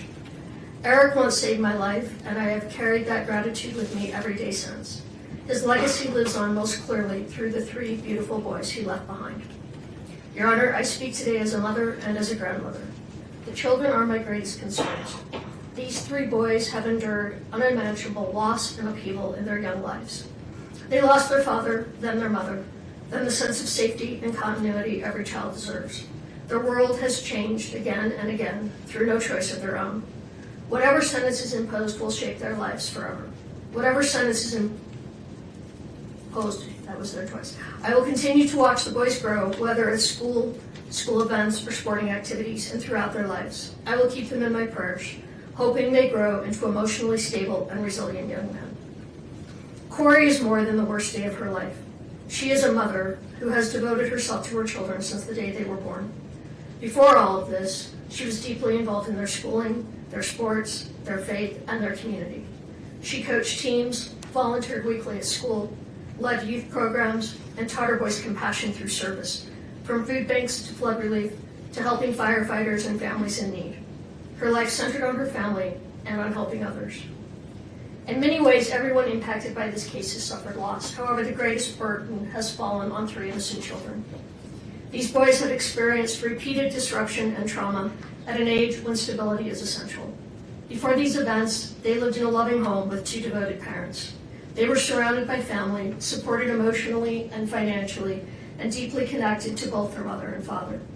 Their lives revolved around school, sports, family traditions, and feeling safe and loved. That sense of security was taken from them in stages.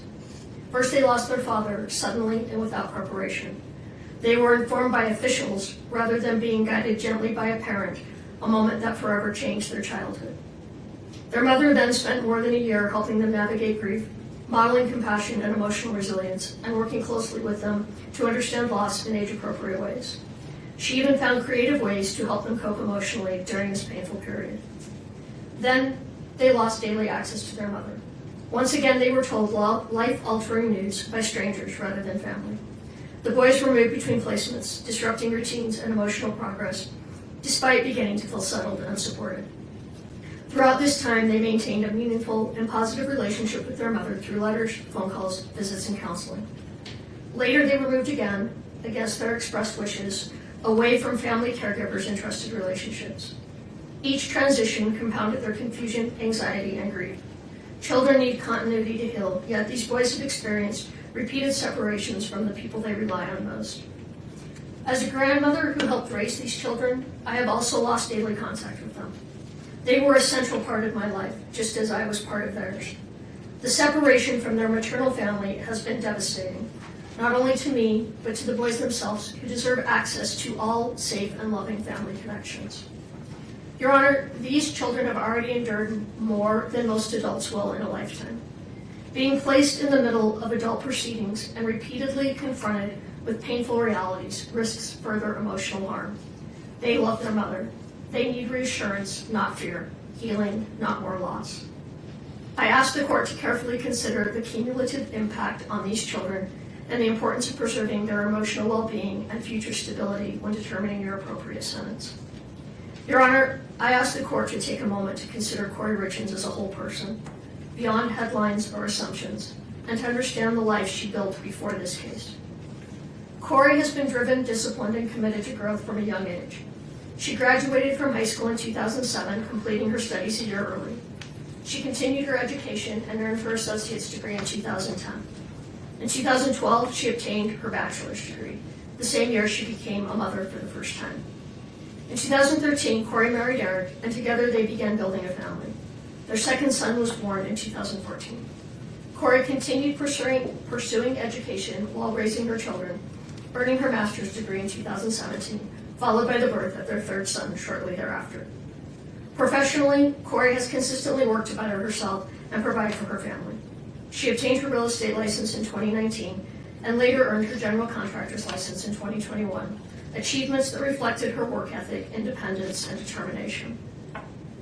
In 2022, Kouri experienced a devastating loss with the sudden death of her husband.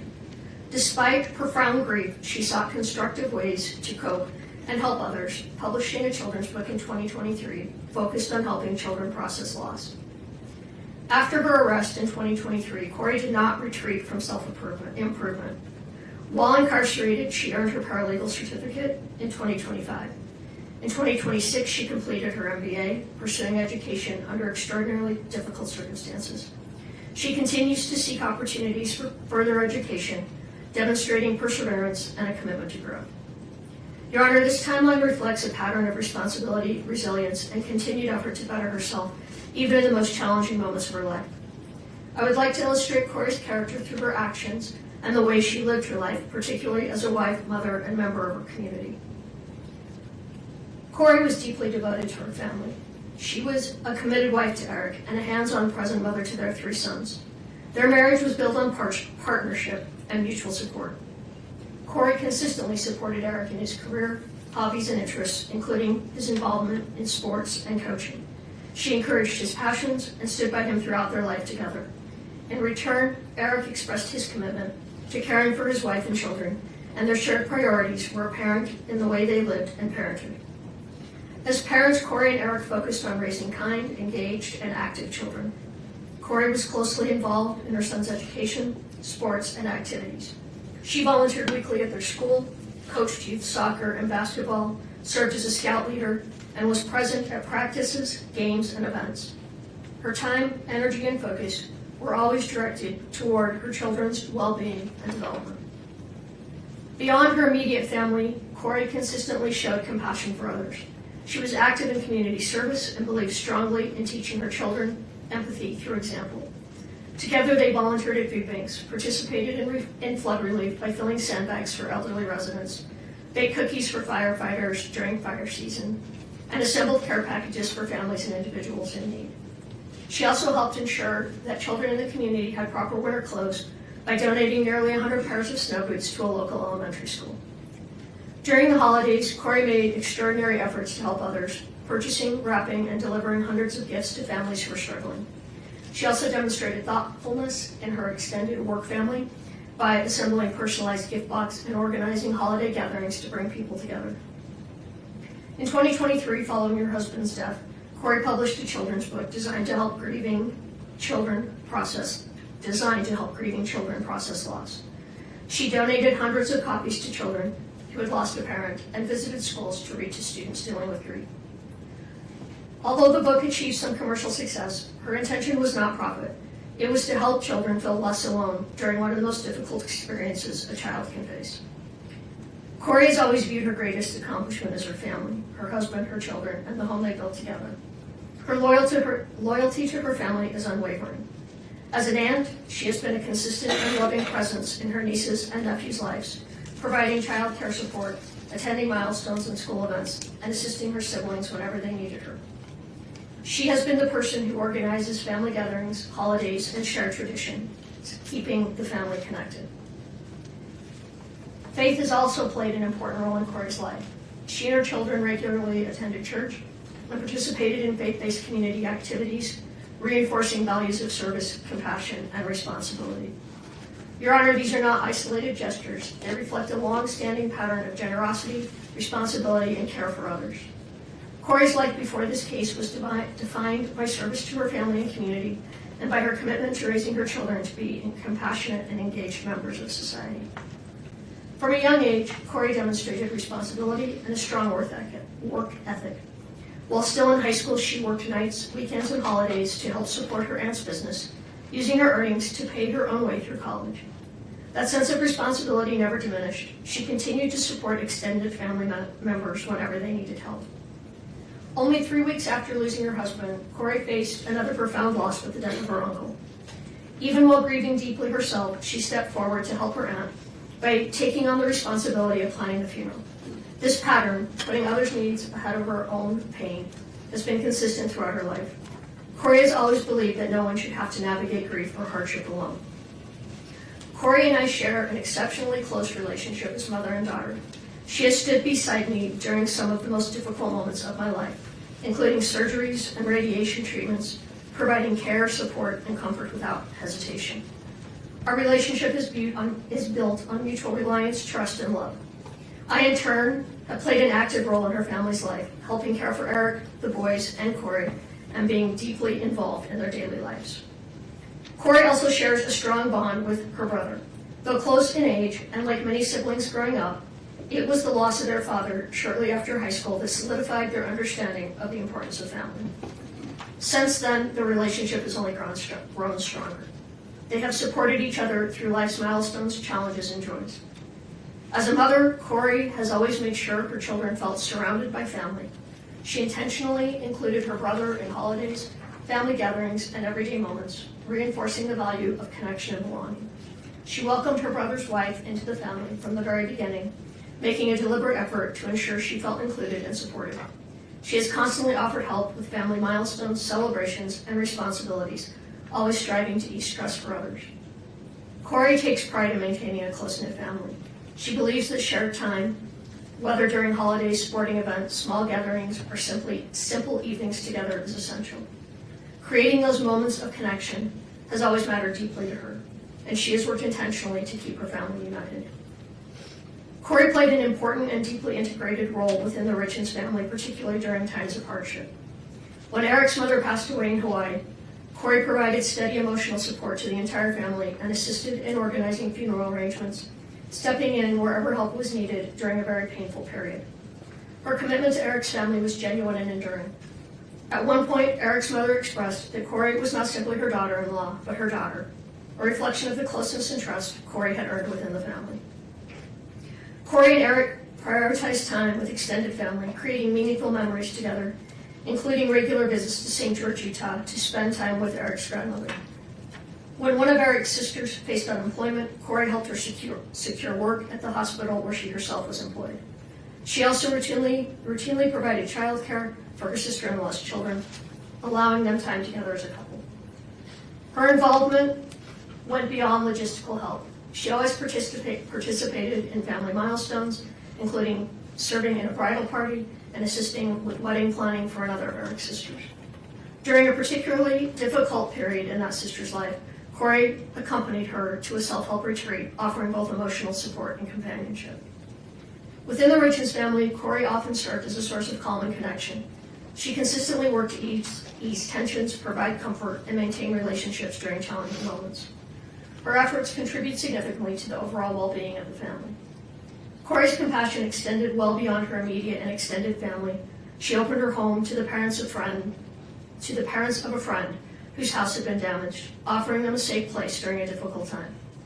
When another friend's parents lacked firewood, their sole source of heat during the winter, Kouri arranged for a truckload of wood to ensure they stayed warm. She maintained close, supportive friendships, particularly participated fully in friends' major life events, and was actively involved in the lives of their children. As a neighbor, Kouri was equally attentive and caring. Her home was offering a gathering place for neighborhood children, and she routinely prepared meals for parents working late or offered help to neighbors facing illness, including one undergoing chemotherapy. Her generosity was never performative.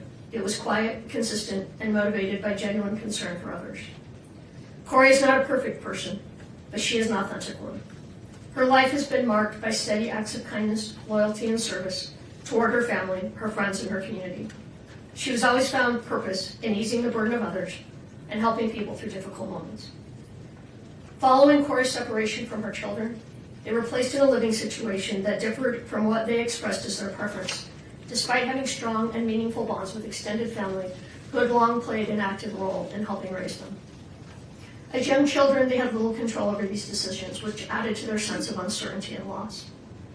Kouri's sons are now facing significant emotional challenges in their day-to-day lives. They are processing grief, separation, and repeated changes, all at an age when stability is critical. Like their mother, Kouri's eldest son is especially sensitive and expressive, and he has struggled deeply with these transitions.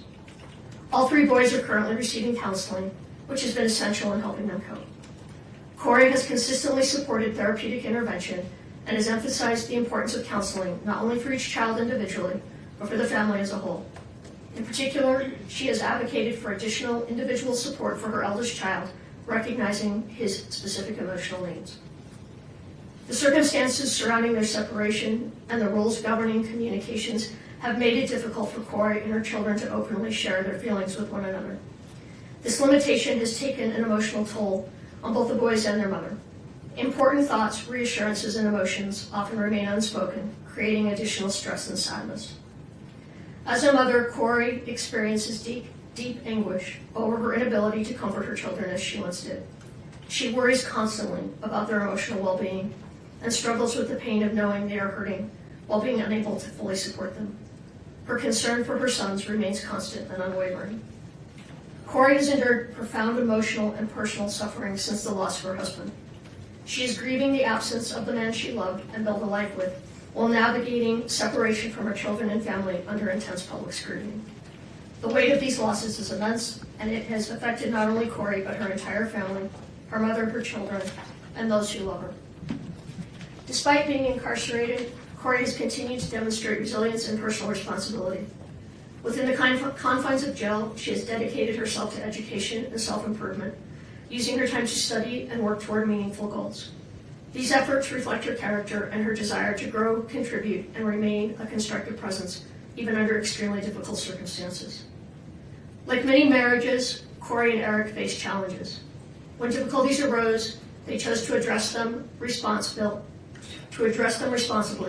by seeking marriage counseling rather than turning away from one another. Those efforts strengthened their relationship.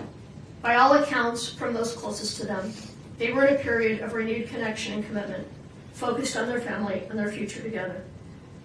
Your Honor, I stand before you as Kouri's mother. I love my daughter. I have known her for her entire life, not just through this case. I cannot speak to every aspect of what the court has considered, but I can speak to who she is as a human being, as a mother, and as a member of her family. I do not believe that Kouri did this, nor do I believe Kouri could possibly be capable of this crime. I can't validate what she did financially one way or another, and that's something Kouri will have to live with. I respectfully ask the court to consider a sentence that holds Kouri accountable for the jury's verdict while still allowing for the possibility of mercy and hope.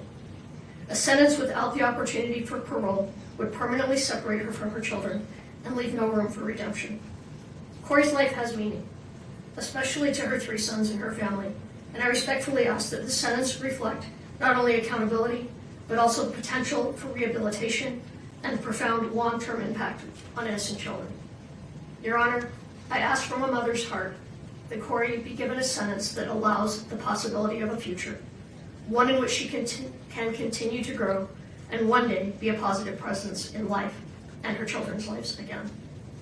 I firmly believe the jury reached an incorrect conclusion and that this outcome represents a profound injustice driven by personal bias. I do not believe Kouri is capable of committing murder. No one understands her loves her children as deeply as their mother does. Thank you for listening, Your Honor. I love you, Kouri, Carter, Ashton, and Weston. Her story does not end with this sentence. It is the strength of her comeback that will define it. Thank you, Ms. Lewis. Your Honor, at this time, we would ask Renee Odom. She is going to read her own letter. We ask that she approach the podium, and I will provide it to the court and the prosecution as well. Of course. Renee, good morning. Good morning. One moment, please. Thank you. Renee, please proceed. My name is Renee Odom, and I am here today as the sister of Kouri Richins. I want to begin by saying nothing I share today is meant to excuse or lessen the seriousness of what has brought us here. Eric's life was taken, and that loss is permanent. I want to acknowledge Eric by name and say that I loved him. He was kind to me. He was a part of my life, a part of my children's life, and a part of my family. He matters deeply, and he is missed. This tragedy has devastated our family, and its deepest impact continues to fall on Kouri's 3 boys. For more than 3 years now, they have been unable to see or speak with their mother. They have lost their father, and at the same time, they have lost access to their mom. Even in separation, Kouri has never stopped being their mother. She writes to her boys every single week. She reaches out every birthday, every holiday, holding on to that connection with everything she has and reminding them that they are loved. Kouri is my baby sister, and she has been an integral part of my life and the lives of my children. She has shown up for our family in ways that are impossible to count. I was there at her graduation from high school. I was there for the wedding of Kouri and Eric, moments filled with love, hope, and dreams for the future. She was there for my wedding and the birth of my son. She was there for me when I graduated college. She stood beside me at the baptism of both of my daughters. She poured her heart into giving my oldest daughter a beautiful sweet 16. These were not obligations to her. This is who she is. Kouri has always been the glue that held our family together. She hosts every Christmas. She planned every family vacation and made sure that no one ever felt forgotten or left behind. She believes deeply in helping others, and she has lived with this belief throughout her life. Even from behind bars, Kouri has continued to help people, offering support and encouragement and kindness any way she can. That desire to be of service has never left her. Kouri is a great sister, an awesome aunt, an amazing daughter, and she will always be a devoted mother. She is also the smartest person I know. Kouri has earned 2 master's degrees and is applying to a PhD program. Growth and learning and becoming better for herself and others have always mattered to her. Most of all, she loved her husband and her children with everything that she was. I continue to struggle to reconcile this tragedy with the loving sister and the mother I've always known. I understand and respect the court's responsibility to impose a just and lawful sentence. I am not here to challenge the verdict or to minimize the harm that has occurred. I only ask that the court see the full human picture, the pain, the accountability, the lifelong consequences that are already being carried. Please leave room for hope of a life with her boys. The impact of this tragedy will remain with Kouri and her children for the rest of their lives. Our family deeply feels the absence of her presence and that of her boys, her guidance and her love. I love you, Kouri, and I will always stand by you. Thank you, Your Honor, for letting me speak and considering my words.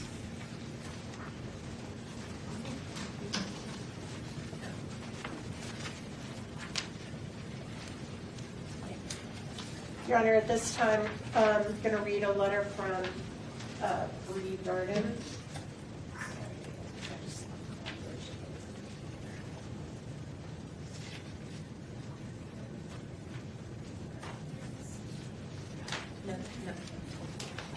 Your Honor, at this time, we'd like to read a brief letter from Kouri Richins. That is Kouri's sister-in-law, who also worked with her at her real estate business. I know Your Honor heard some testimony about that.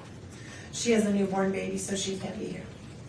Your Honor, I was introduced to the Richins family around 8 years ago, excuse me, and was able to have been around Kouri, Eric, and the boys since the youngest was 1.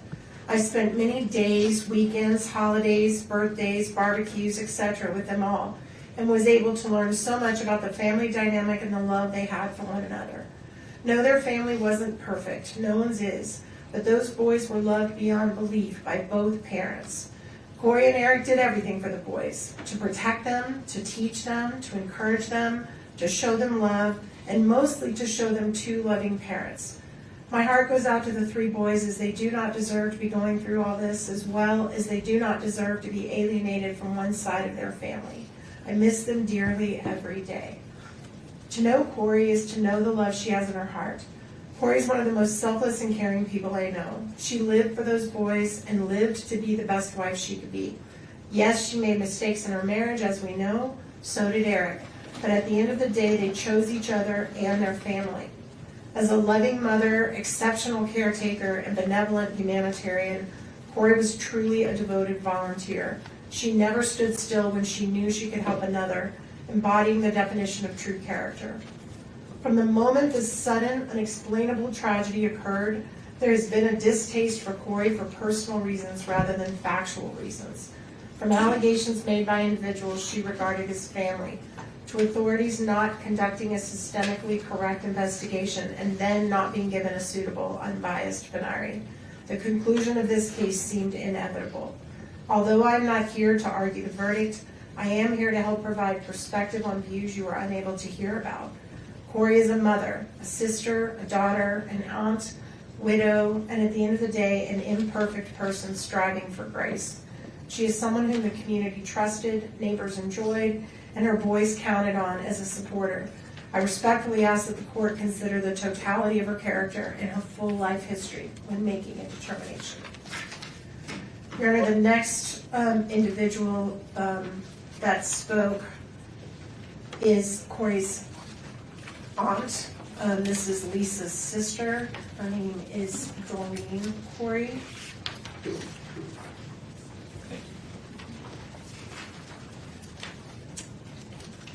Your Honor, thank you for allowing me to speak today. I have spent many sleepless nights trying to find the right words for this moment because it is heartbreaking to stand here and speak about someone I care deeply about in a courtroom like this. I believe in you, Kouri, and I'm very proud to be your aunt. I stand before the court not to minimize the seriousness of this case, but to speak about the person I've known outside of these proceedings. The woman I know is not the monster these proceedings may have made her appear to be. When I think about her, I do not think about charges, headlines, or verdicts. I think about the mother I watched love her children with every part of herself. I think about the woman who worked hard to build a better life through education, determination, and sacrifice. I think about someone who wanted more not only for herself, but for her children and the people she loved. Her children were never just part of her life. They were her entire world. I watched her celebrate their accomplishments, comfort them in difficult times, and carry the weight of motherhood every single day. She loved fiercely, deeply, and unconditionally. Eric and those boys were her life. Both Eric and Kouri were very loving and attentive parents. They were solid, they loved hard, and they played hard. I also watched her work tirelessly to educate herself and create stability for her family. She pushed herself because she believed in building a meaningful future. She was proud of what she accomplished, but even more proud of being a mother. This conviction does not erase the years of humanity, goodness, and compassion that existed before this moment. I know there are people who may only see the charge or the verdict, but I ask the court to remember a person is more than the worst moment of their life, or in this case, more than a verdict that many of us still struggle to understand and accept. The woman I know is compassionate, intelligent, nurturing, and deeply human. I do not believe she's cruel or beyond redemption. I believe there's still goodness in her, and I know there are many others who believe that too. Whatever sentence is imposed today will not only affect her, it will echo through the lives of her children, her family, and everyone who loves her for years to come. Her children still need their mother's guidance, love, voice, and presence in whatever way they can still have it. I understand the weight of the court's responsibility, and I speak with respect for these proceedings. I only ask that when sentencing is considered, the court remembers the whole person standing before you today. Not only this moment, but the years she spent loving, learning, sacrificing, and being devoted mother. I love you, Kouri, and I love those precious boys. I ask for mercy, I ask for compassion, and I ask that the court see the humanity in her so that so many of us have seen for years. All right, the next one is an individual that did not want their name read in the public, so I'm going to provide it to the court and the prosecution only. This is a close friend of the family. To the Honorable Judge Mrazek, I'm writing to respectfully share my personal relationship and observations with the Richins family and 3 young boys, and to ask that you consider sentencing Kouri to 25 years to life rather than life without the possibility of parole. From 2017 to 2019, I had the privilege of working as a babysitter for Kouri and Eric's 3 children.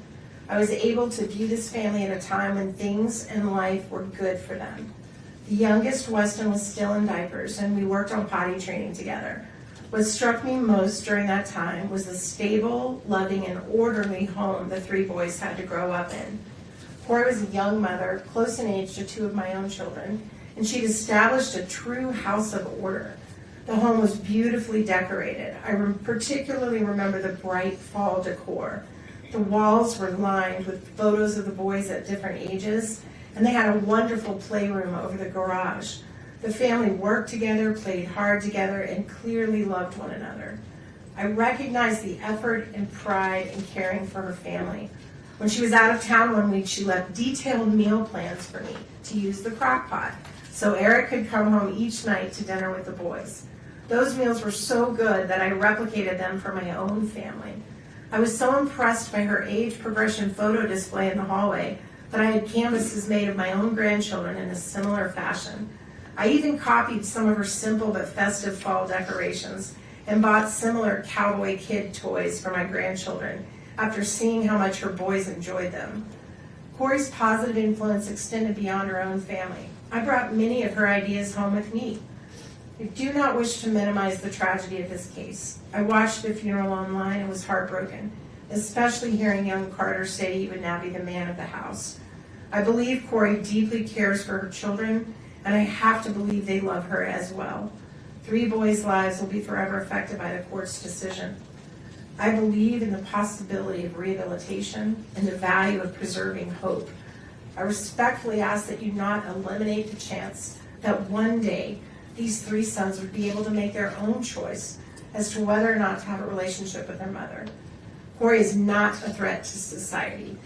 Please give her the opportunity to serve her sentence with the possibility of someday returning to her family.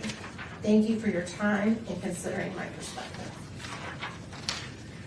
Your Honor, the next individual that's going to be addressing the court is going to do it himself, and that is Mr. Greg Hall, and he's here to read his statement to the court.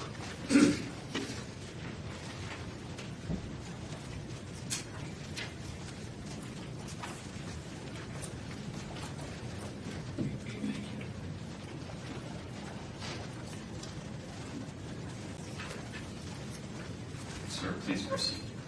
Good morning.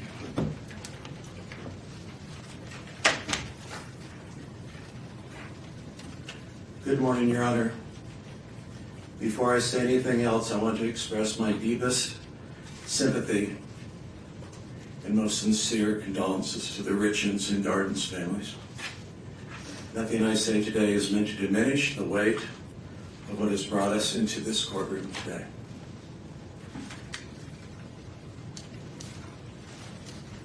My name is Greg Hall. I have known Kouri for over 7 years, both personally and professionally. And we have stayed in daily contact by phone, text, and in-person visits throughout her entire incarceration here in Summit County. I'm here today to share with you what I have witnessed firsthand about the person I know.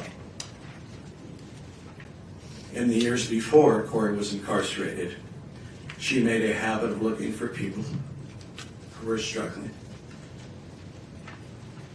She not only volunteered for many years at children's schools and donated, but you've heard about the 100 pairs of snow boots, but she also did follow-up to make sure that those children had clothes. She has volunteered at the soup kitchen for years and brought her boys along with her because she wanted them to teach them about service and kindness to others. When Kouri found out a neighbor had been diagnosed with cancer, she anonymously arranged for a massage therapist to visit her. When my own wife was in an auto accident, a care package showed up at our home. If a family was having a difficult time purchasing a home, she would offer to take little or no commission in order to help them. Please know that none of these things were ever done for recognition. They were done because all she ever wanted to do was good. Your Honor, what I would like the court to understand the most is that the goodness and kindness toward other people that defined Kouri before her arrest has not gone away since being incarcerated. When new inmates arrive frightened and disorientated, Kouri is the first to step in. She helps them get their footing in an environment that is unfamiliar and frightening to them. She's also tutored other inmates working to further their education.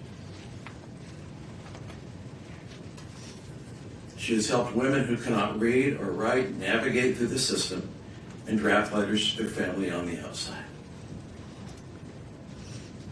When women in her unit receive bad news from home, she is the first to sit with them and comfort them.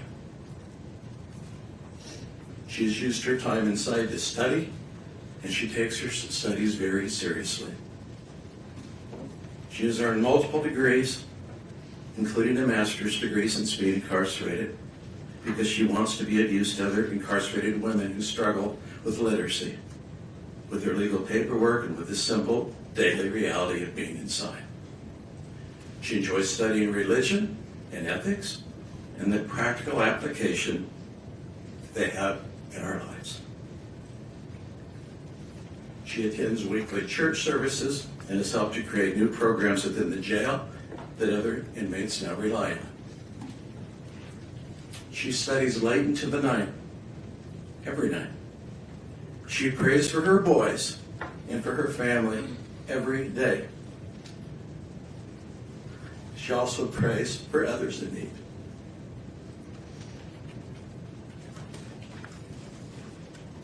She writes to her sons, though her letters are returned to her unopened. She has not stopped trying to contact them, to express her love for them.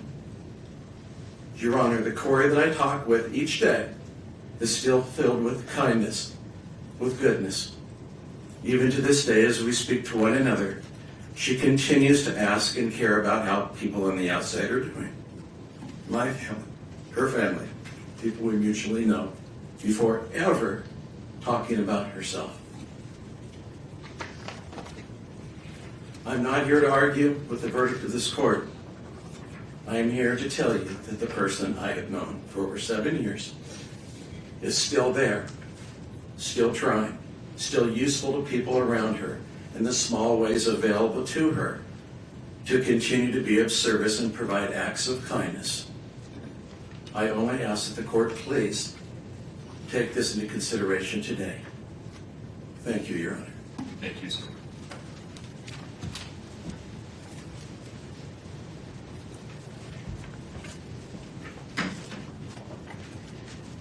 Your Honor, the next two letters are from individuals who are investors with Ms. Richins in her real estate business.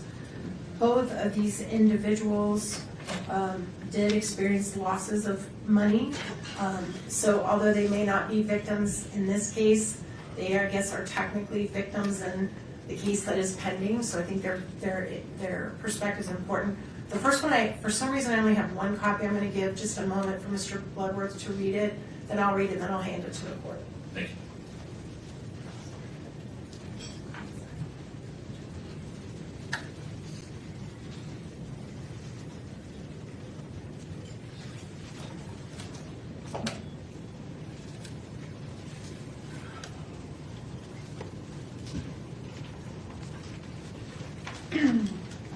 Honorable Judge Mrazek, I'm writing to you regarding whatever sentence you need to impose on Kouri Richins. I implore you to impose the lowest sentence possible, including the possibility for parole. Due to the defense resting in this case, you and the jury only heard everything negative that could possibly be said about her from the prosecution, their witnesses, and the media. There was always another side of her that was not presented. As one of the investors in some of Kouri Richins' properties, she never asked that we invest. We always asked her after seeing the quality of the work done. She had a real estate license and got a general contractor's license. Yes, we made money on some of the properties, and yes, we lost money on the legacy property due to her arrest. She made sure we were aware that we could lose our investments. During the time we did spend with her, we found her to be honest, caring, super smart, and constantly talking about her love of Eric and her children. She adores those boys and was involved in all aspects of their lives and very proud of all of them. I understand she has used the time in jail to obtain a second master's degree. I honestly believe that even spending time in prison, that she could still be a valuable and contributing member of society and hopefully one day have a relationship with her boys. I do totally understand how difficult it is to have someone's life in your hands, as I felt that weight as an Air Force flight nurse in Iraq many times, caring for our wounded warriors. We all need to have hope. Please do not take that from her, as she has already lost so much. And I'm not going to reveal the name on public. Thank you.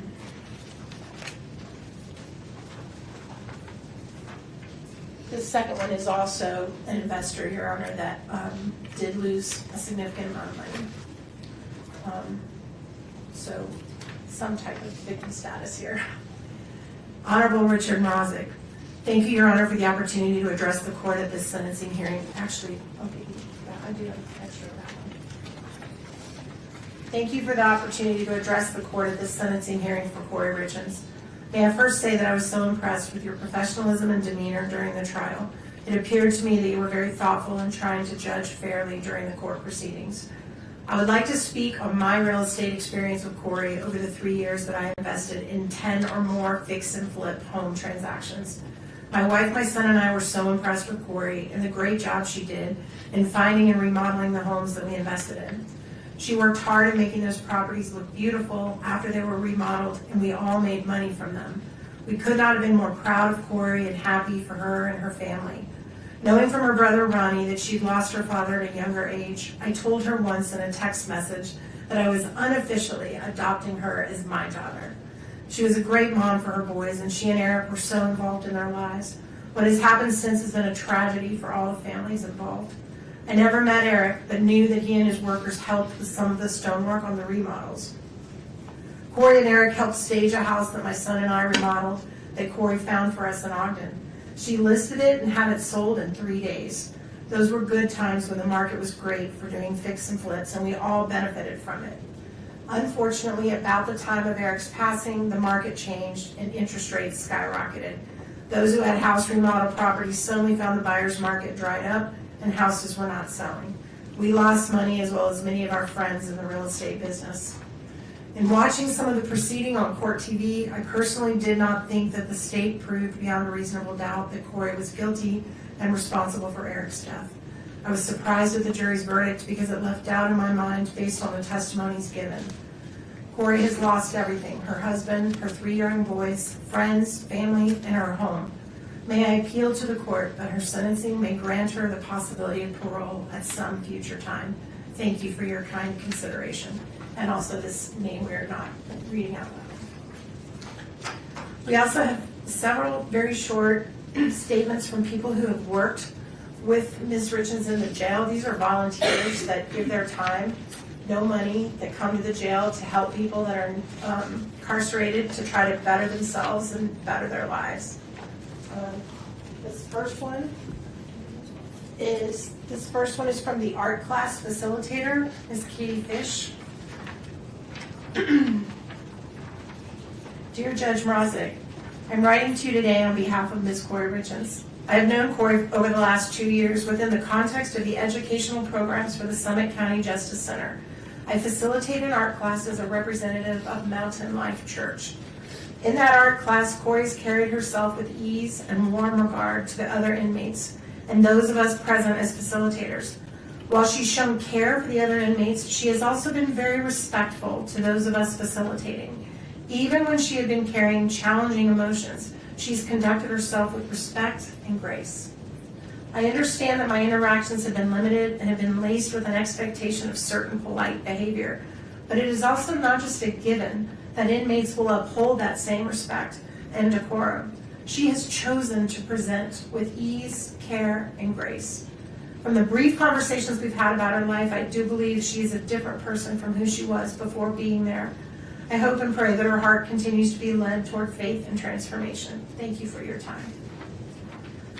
The next individual is another volunteer who teaches the class of biblical truth at the jail. This individual is named Eric Aper.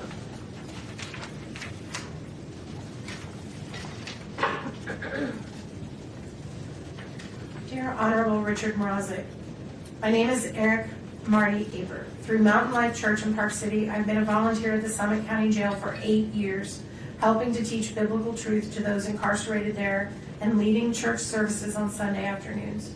Kouri Richins has been a regular attendee of these services since May of 2023. the start of her incarceration, and has shown an amazingly consistent and upbeat, positive attitude. Kouri contributes in the church service discussions. She frequently comes alongside other inmates and encourages them to attend church as well. Not only does she encourage church attendance, she also carries the applicable issues that we discuss back to the pod where she resides, looking to find the peace and love of Jesus Christ in difficult situations where the inmates live.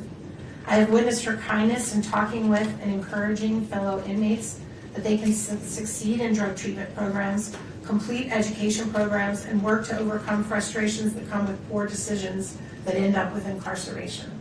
Please call me with any questions or let me know what I can do to help with regards to Kouri Richins.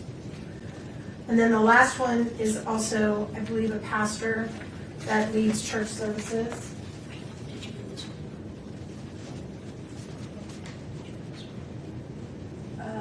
Nope, I think I might pull that out.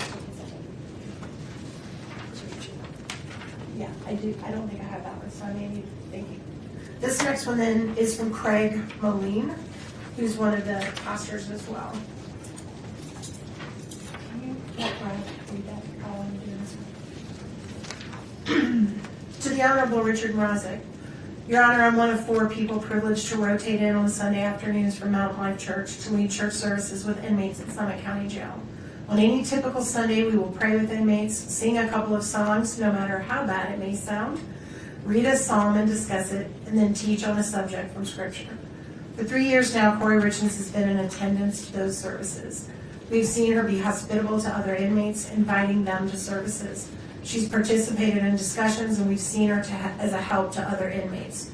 At the beginning, we gave her a study Bible that helps give life application hints along with an explanation of the text. I smiled recently when I saw her Bible sitting in front of her, and I observed it doesn't look new anymore. It looks like a well-read book. In our teaching and discussions, we have talked about being intentional about posturing our hearts before sovereign God and coming to Him with humility with our prayers. We talk about what it means to have a personal and intimate relationship with God through Jesus. She has acknowledged her faith in Jesus and acknowledged she has felt His peace in rough times, what is often expressed in the Psalms. She has commented, when life around you falls apart, we still have a God to lean into and who reaches down and cares for us and gives us comfort and hope. The Kouri I know will thrive where she is. She will trust in her God for peace, and she will pray. She will continue to pray for her loved ones, and she will be a positive influence to those around her. Respectfully submitted. And then one last letter from the jail.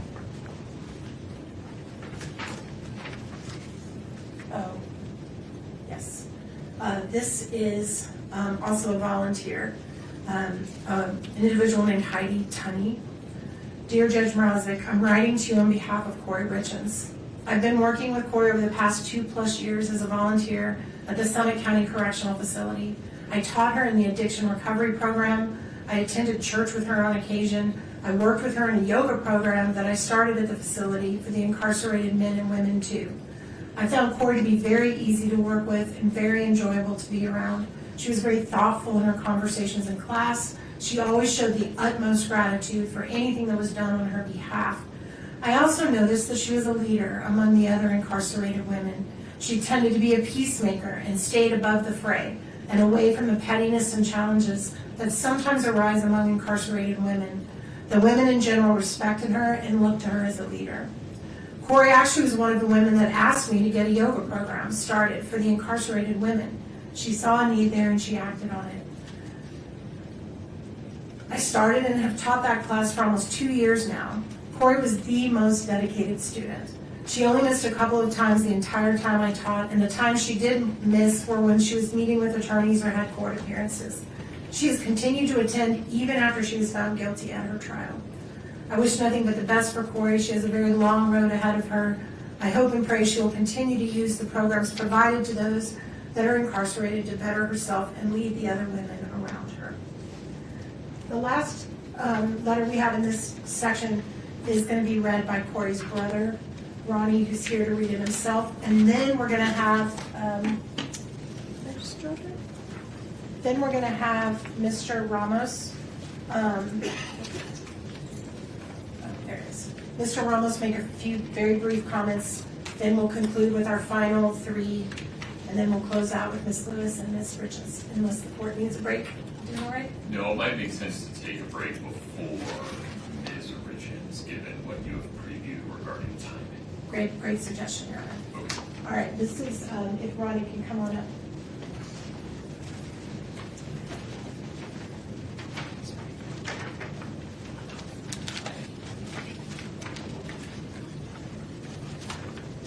Good morning, Honor. I'd like to address the court with actually a personal letter to Victor Kouri. Okay.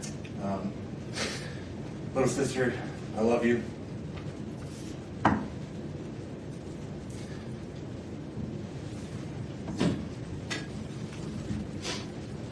miss you. I miss our random banter. I miss our calls. I miss your constantly over-the-top positive attitude every time you speak.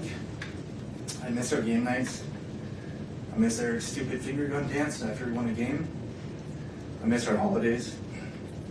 I miss you sending the boys to wake me up on Christmas morning, way too early after we've stayed up way too late preparing Christmas for them so that it'd be absolute perfect. I miss our Sundays together. I miss arguing with the boys about who's better, Messi or Ronaldo, Brady or Rogers. I miss our backyard games. I miss me and the boys running all over you at sports in the backyard and Eric getting mad because you weren't competitive enough and you were really just out there to have fun and laugh. I miss you constantly luring me into your newest ideas and getting me excited about them. I miss vacationing. I miss family volleyball. I miss playing Madden and FIFA with Eric and the boys. I miss your stupid goats. I miss the soccer games and the celebrations we created for the boys after they scored a goal. I miss Carter's smile and his obsession with goat videos. Ashton's freckles and his competitiveness. And Weston's baby blues and tenderheartedness. I miss hearing them say Wani and playing catch in your living room. I miss your family. I miss our family. I miss the life that was stolen. I miss the life that was stolen from us for reasons that we can't yet fully understand. We don't, with 100% certainty, know what happened to Eric. No one does, but we do know with 100% certainty that it wasn't caused by you. We know that. Police know it. The prosecution knows it. And everyone watching this trial knows it. They could not prove their theory, just the opposite, and yet here we are. For some reason, unbeknownst to us, really bad things happen to really good people, Cor, and you were just really too good of a person, I guess.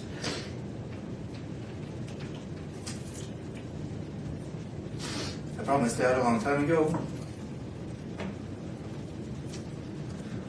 that I'd always look after you, Mom, and I intend on keeping that promise. We'll get through this together, and the injustice that's occurred here in this courtroom, it'll be righted in time. Your innocence will shine too brightly to be contained once you've actually had a fair shot at defending yourself. When the day comes, I just know somehow that you're going to change a lot of lives that really need your help. And until then, little sister, just know.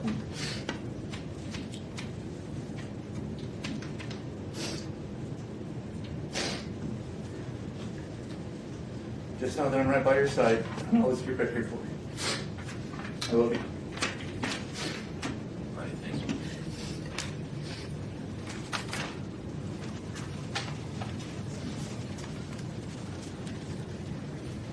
Mr. Ramos. Morning, Judge.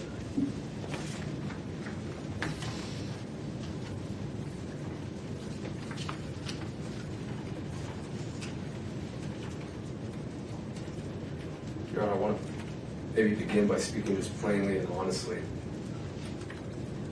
I disagree with the jury's verdict. I'm deeply saddened by the way that justice was rendered in this case. I don't believe that this outcome fully reflects the truth or the humanity involved. But our Constitution demands something difficult of all of us, especially of officers of the court. It demands restraint. It demands respect for the process even when the outcome wounds us. And so, while I disagree with the verdict, I respect the jury's decision. And while I disagree with many of this court's rulings, I respect the lawful authority of this court, of Your Honor. This is because the rule of law only survives if we continue to honor it even in moments of disappointment and pain.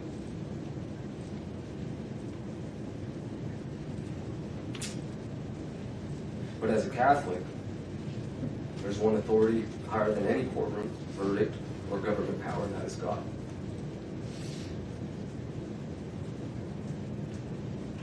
I say that as a reminder of humanity and of human limitation. Our system of justice is imperfect because every human is imperfect. I think that humility matters here today. It matters because the sentence of life without parole risks becoming something greater than punishment. It risks becoming the declaration that redemption no longer matters. The late Pope Francis said that life without parole is just a death penalty in disguise because it extinguishes something fundamental to human dignity, and that is hope.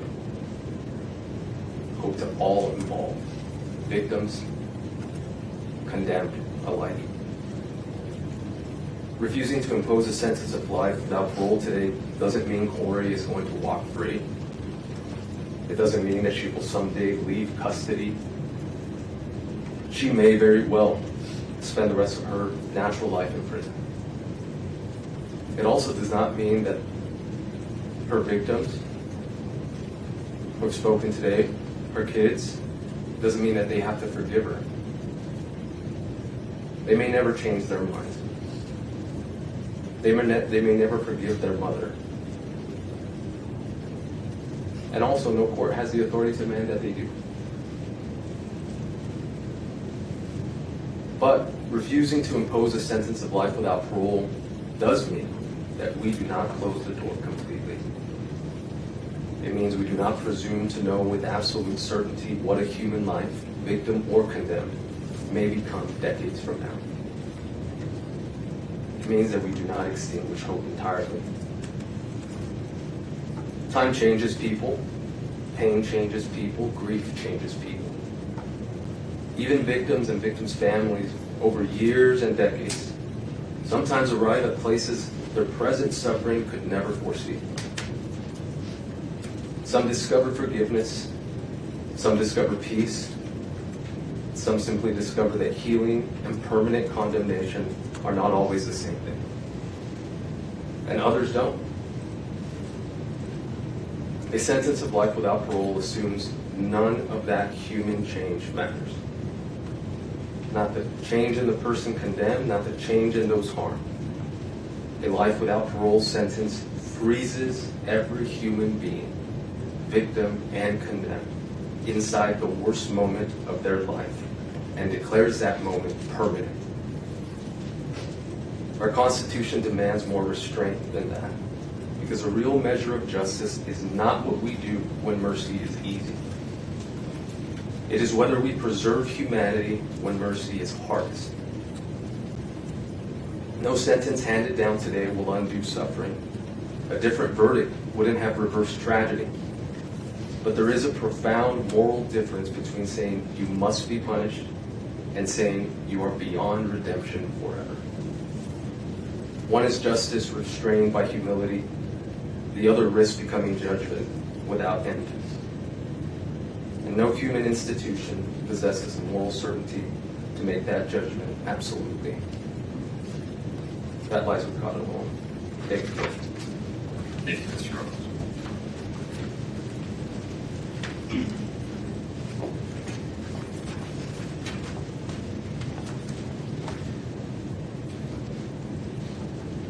Your Honor, I told you in the opening statements that we were going to do something a little bit different when we called upon some perspectives of people that don't even know Kouri, but that have been through this horrific journey through no choice of their own. One is from a mother whose son was murdered. Again, we're going to just share her name with only the court and the prosecution.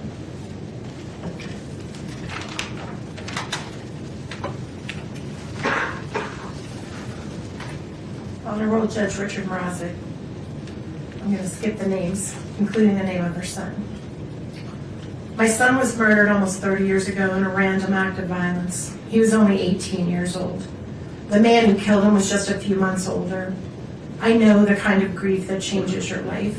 I have felt the despair, darkness, and rage that comes from that loss.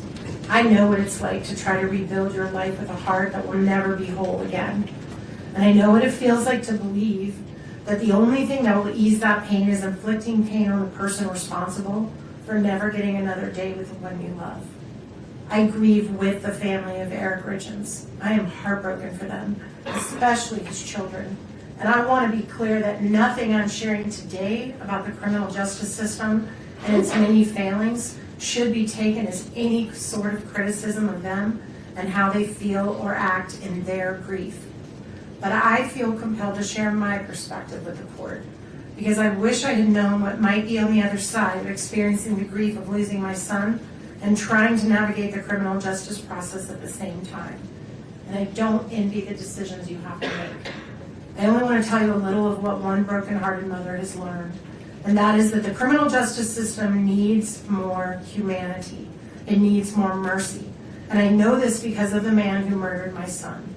Sending someone to prison without the possibility of parole should be reserved for the very rare, absolutely most heinous cases. Sending someone to prison without the possibility of parole is to decide they are irredeemable, that they are not capable of change, and will never be worthy of our trust again. It is a fate so bleak, I am not sure how anyone survives it, let alone do what my son's killer did. He went into the worst place imaginable and found a way to be a better human being. He spent the first 18 years of his adult life in maximum security.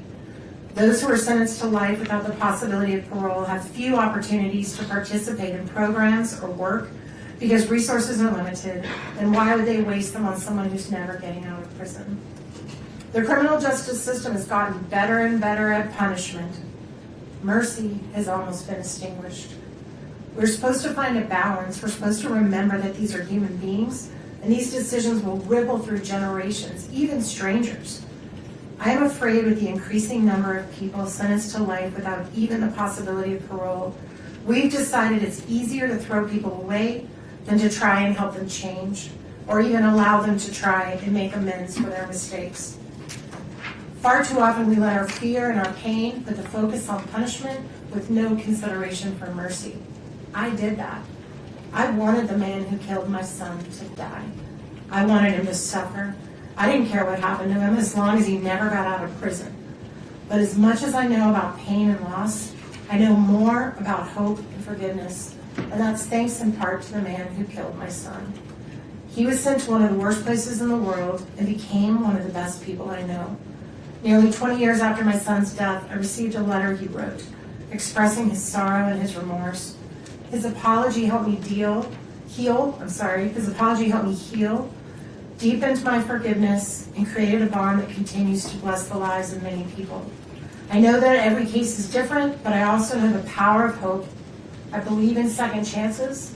I believe a life sentence imposes punishment without destroying hope. My personal hope for Kouri is that she does what that individual did, that she finds a way to become a better person no matter what. I thank you for taking the time to read this letter. I know it's a heavy burden to make this decision. I express love and support to those involved and pray we'll all be better to each other.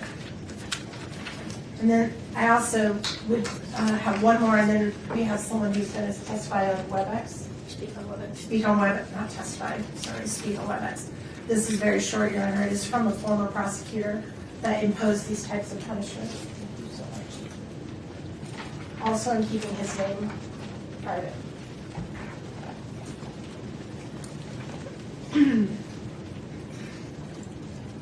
As a matter of fact, I'm going to skip the very first sentence because it would reveal who he is. So I'll just let the court read the first sentence quietly. I was in charge of the prosecution of a young man who committed 2 serious homicides at the Log Haven restaurant. He was prosecuted and found guilty. He was sentenced to 2 consecutive 5-to-life terms. 20 years later, while no longer a prosecutor, I happened to be at the Utah State Prison on government business. I was given a tour of the prison industries unit, and I saw an individual sitting at a large desk in front of a bank of computers. I asked about him and was told that he was the individual who had committed the crimes at Log Haven. I was told he was a model inmate, spoke 5 languages, had 2 master's degrees from Utah State, and was used as a go-between when there was unrest among inmates. He was respected by his fellow inmates. He was indispensable at the industries and had set up the entire computer system to run the unit. Coincidentally, the very next day I was speaking with the son-in-law of the father of one of the victims. He related to me how there had been a complete reconciliation between their family and the killer of their son. They had long ago forgiven him and wondered if I could help getting him paroled. I still had connections in the criminal justice system, and I told them I would try. I subsequently met with him at the prison, and I was equally impressed with how he had turned his life around. We were able to get him an expedited parole hearing. Tragically, he died from suicide a few months later when he was falsely accused of inappropriate access of the state computer system and removed from his position into a secure unit of the prison. This case was a textbook lesson of how rehabilitation can work. He was not the same cocky druggie that we sent to prison 20 years ago. I saw absolutely no reason why he needed to spend more years in custody.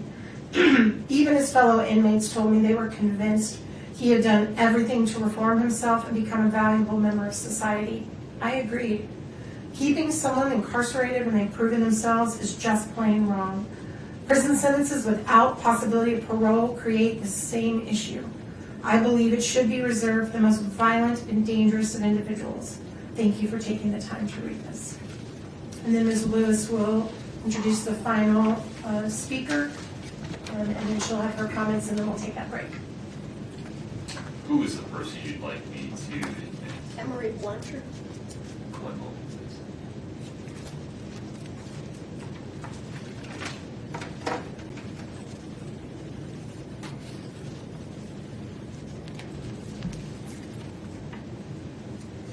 Emery, if you'd please unmute your audio, I'd appreciate it. Are we able to see her? Oh, my apologies. Thank you.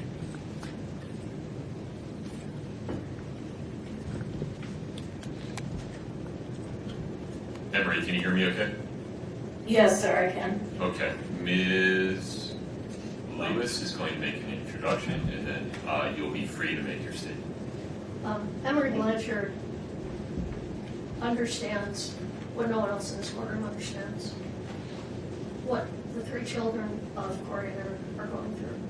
When Emery was 12, I believe, she can correct me if I'm off there a little bit, her father violently killed her mother while she and her brother were in the next room.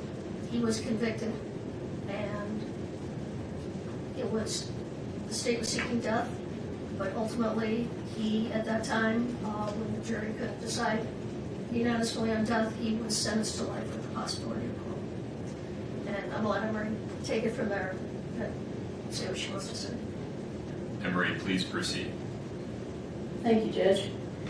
Good afternoon. I was asked here today to speak about a personal experience. My name is Emery Blanchard. I grew up in Park City, and in 1995, when I was 13, my father murdered my mother, Patty. It was a brutal and premeditated murder, and I was in the house when it happened and witnessed it. It was a death penalty case, but my father was sentenced to life in prison with the possibility of parole. At the time, I wanted him to go to prison for a long time, and I didn't want to see him again. I was afraid for my life and safety as well. My mother's parents and uncle raised me. We would refuse phone calls from the prison, but my family collected every letter he sent and saved them in boxes, just in case I ever wanted to read them. In a short 4 years, when I was about to turn 18, I decided I wanted to see my dad. I had questions regarding the murder that I needed answered for my own mental health. My amazing grandmother offered to take me to the prison while I was a minor if I wanted to see my dad. I wanted to spare her from having to face the man who killed her daughter, so I waited until I was 18 and could go to the prison on my own. I didn't know if I would be fearful of my father, or perhaps even so angry that I might attack him. None of that happened. The The moment I saw him for the first time in over 4 years, he simply hung his head and said to me, "I'm sorry."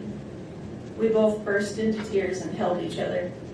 I felt safe and as whole as possible again in his embrace. Yes, this was the man who killed my wonderful mother, but at that moment I realized he was still my dad, and I still needed him. The next decades were good at times and very hard at times. Many years I visited my dad often in prison. Some years were exceptionally hard for me, and I chose not to see him at all. I experienced a full range of emotions, and all of them were valid. I knew for my own health and peace I had to learn to let go and forgive. No easy task, but this is when I truly mastered empathy and compassion. My father served 25 years until his first parole hearing. I was for parole, but nevertheless he was denied and given another 5 years. At his age, I knew it was a death sentence, and it was.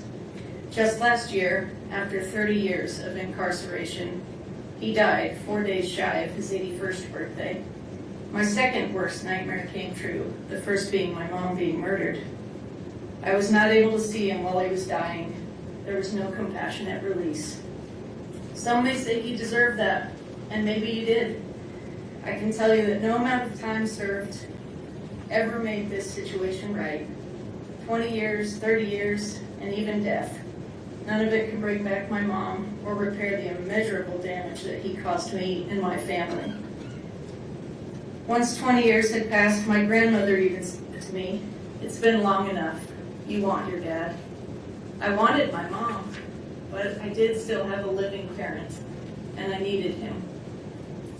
I don't tell you this story to tell you how to feel or that I understand how you feel. I'm offering that hearts and feelings can change over the years.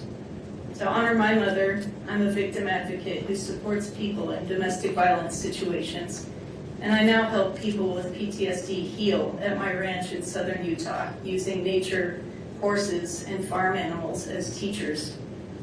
I teach compassion for humans and animals alike, and I found a way to turn my pain into purpose.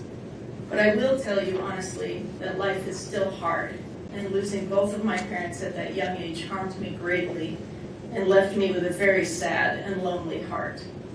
No amount of prison time made me feel better, and in the later years, my father's incarceration wore on me severely. What I will leave you with is this: hold tightly to the good memories of your father, and in time, perhaps your mother too. Cling to your family and siblings for love and support. Please let love reside in your hearts and not hate. I pray for your family and for your peace and healing, and thank you for allowing me to speak today. Emery, thank you very much. Thank you, Emery.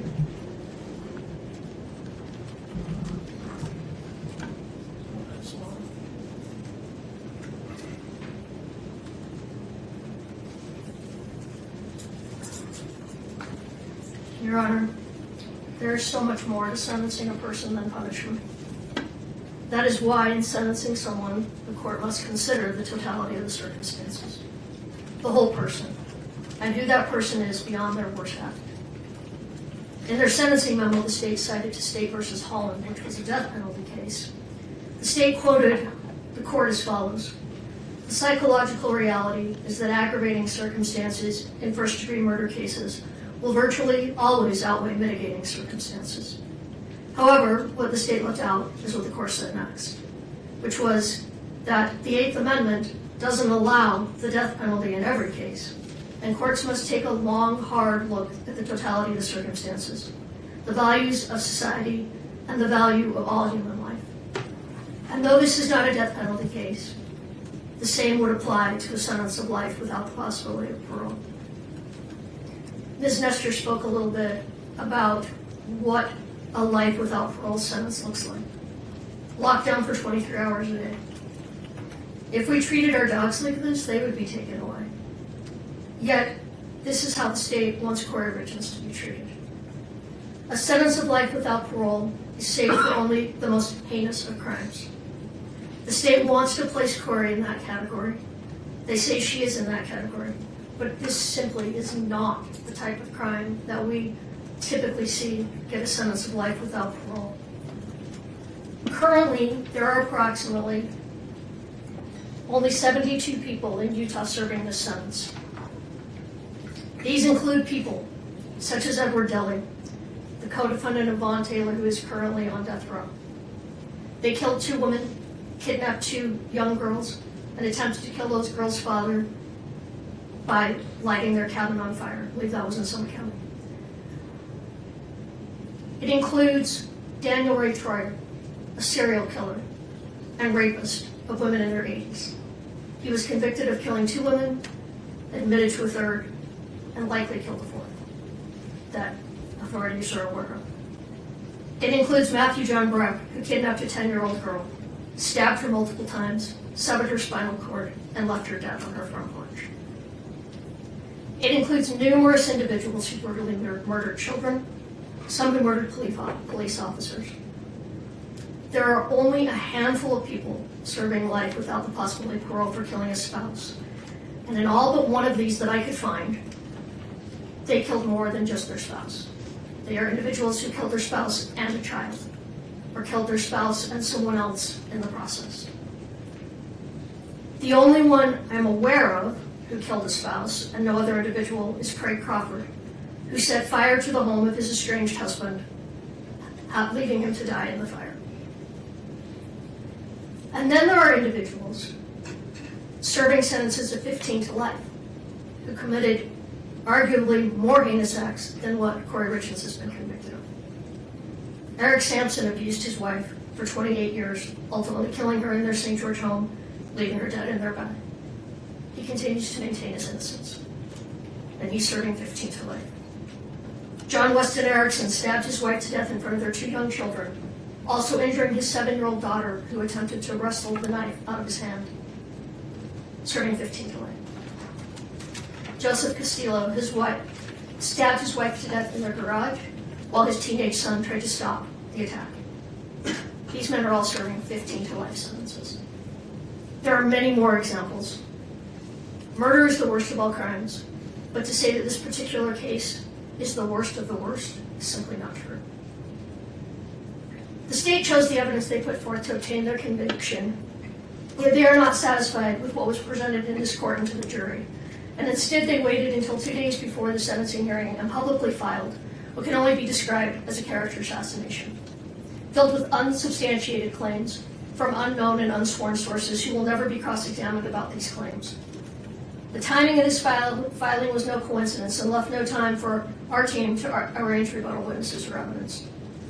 Furthermore, it appears that the sentencing memo was not so subtle attempt to get into the public eye evidence they elected to hold back from their case in chief, and then were precluded from presenting when Ms. Richins exercised her Fifth Amendment right to remain silent and submitted the case to the jury without putting on any evidence.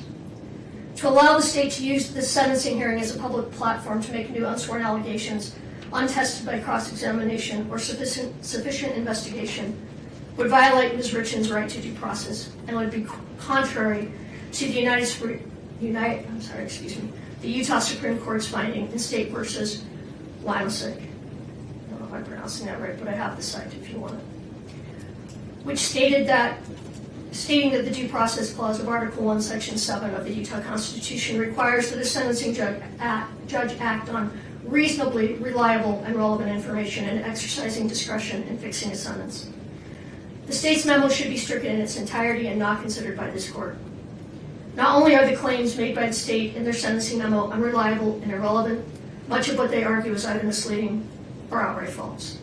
I'm not going to go into everything that we take issue with, but I do want to point out a couple of examples. They state that DCFS supported a finding of emotional and physical abuse by Kouri against her oldest son. What actually happened is that DCFS made an initial finding based solely on reports. This is similar to a probable cause finding that then sends the matter to the juvenile court. The court, however, did not find that Kouri had abused or neglected her children. They found dependent but no fault. In other words, that the children needed intervention, but due to no fault of Kouri Richins, due only to the fact that she had been arrested. They did not even find that she had acted negligently towards her children. The state put forth at length what they believe Kouri's middle son, AR, would have testified to had they been able to call him in rebuttal. Although it is true that Ashton said these things 3 years after the death of his father and after conversations with Eric's family members, this is very different than what he said to law enforcement immediately upon Kouri's arrest a year after Eric's death. At that time, his statements were completely consistent with Kouri's. That Kouri, had gone to sleep in his room the night his father died. The state argues that Kouri's boys are afraid in part because she still maintains life insurance policies on them. Kouri was of the belief that these policies were no longer in existence since she had not made any payments on them in over 3 years. And in fact, a letter was sent, or an email was sent from Brian Freckleton, who testified, to Ronnie Darden, as Ronnie is the owner on these policies, that this was over a year ago, that the life insurance policies are lapsing, and wanted to let them know if they chose to do anything about that, which they did not do anything about that. So we only discovered yesterday, Kouri only discovered yesterday that at least 2 of these policies are still active, as the payments have been automatically taken out of dividends. So in other words, the policies have been paying for themselves. These are policies that Eric and Kouri took out together in 2017. However, now that Kouri knows that these are still active, she will cancel them. Hopefully, in all sincerity, this will be one less thing for those boys to worry about. Kouri never asked her family to report criminal activity or asked for criminal prosecutions against any of the Richins family or against Cody Wright. She never asked family members to file bar complaints. And until yesterday, neither Kouri nor anyone from her team had ever heard anything about a dating profile being set up online in the name of a lead detective. She did none of these things. And if they were done by others, it was not at her request. We are asking the court to discount any and all allegations in the sentencing memo that have not been previously raised in court and order them stricken from the record. The court does have before it reasonable and reliable testimony from individuals who know Kouri or who have unique perspectives on the sentence of life without parole that may assist this court in discerning the appropriate and proportionate punishment in this case. The testimony of these individuals revealed that Kouri is so much more than what she has been portrayed as in this case. Everyone who was around her says she was a wonderful mother, just like Eric was a wonderful father. The state argues that she shows no remorse. Kouri has remorse, and she has regrets about many things, and you're going to hear some of those when she speaks. However, she cannot show remorse over something she did not do. She maintains her innocence and has every right to do so. Having said that, however, she stands before this court today convicted of the crimes charged, and she fully understands that. So sentence her on what she was convicted on, not what the prosecution says about her character. As much as they think they know her, they do not. They do not know Kouri Richins. Like Alex said, we're saddened by this case. We are saddened by the verdict. I respect the court system so much. I come from a family of judges and attorneys and was raised with the utmost respect for our justice system. I disagree with the verdict, but I respect it. I have to say, though, in all the years of practicing, which are now quite a few, this is the first time I've had a client convicted that I believe to be innocent. It was much more painful than I would have anticipated. Over the last 2 years, our team has got to know Kouri. Kouri is one of those clients, very few clients, and I've represented thousands of people. Most of them you don't remember. Many of them you don't like. Many of them, some of them, you feel are dangerous. But Kouri is different. Kouri, every time she calls, asks how we are. There have been times when I've shared bits of my life with Kouri, particularly having children that lost their father before age 10. We've talked a lot about that and what that does to children in the best of circumstances. I can't imagine had my boys not had me. because the pain and suffering and the long-term effect that it's had on them will never, ever end. But when I share something with Kouri, when I share that someone is ill or that someone is having a problem, sometimes I don't even remember I've said it, and when she calls me, she always asks, how did that turn out? You know, is your family member okay? Before we talk about her. Every time.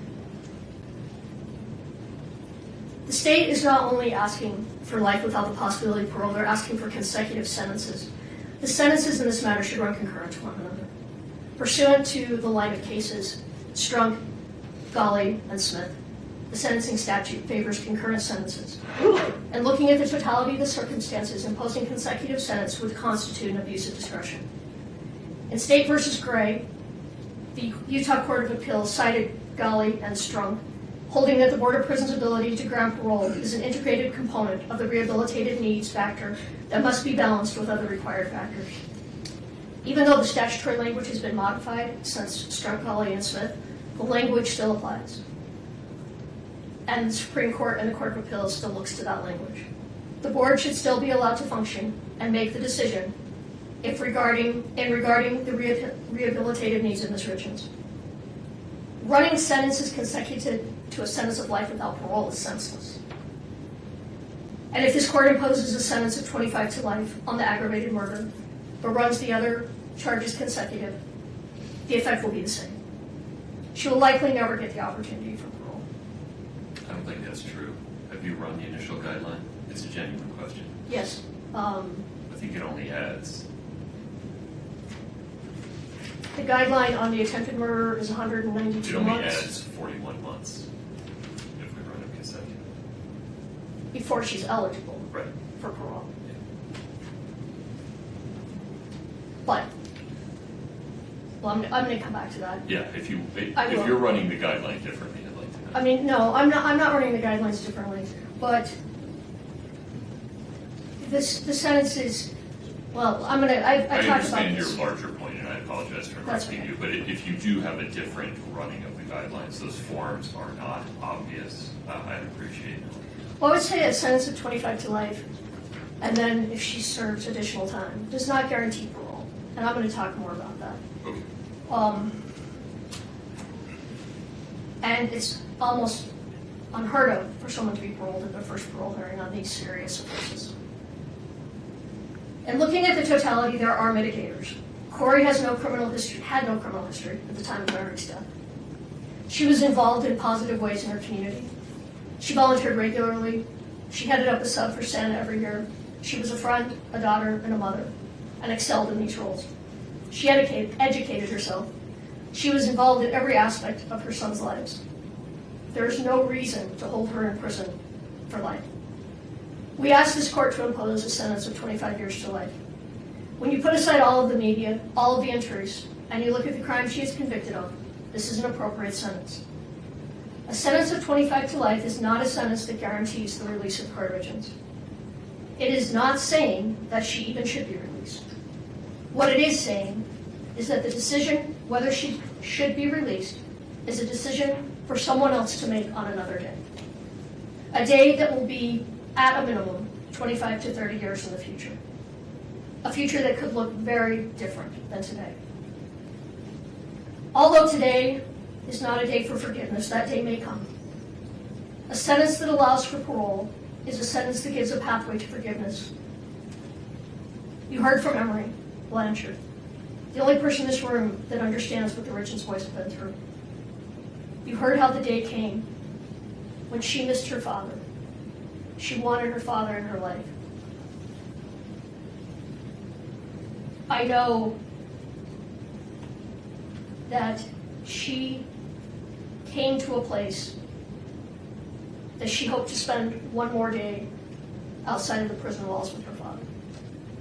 And that day didn't come. He was not paroled, and he died in prison. I don't minimize what Kouri's boys are saying today. I understand it's contradictory to what other people are saying regarding Kouri as a mother. I don't know why they're saying these things, but what they think and feel today, they are allowed to think and feel those things. They should be.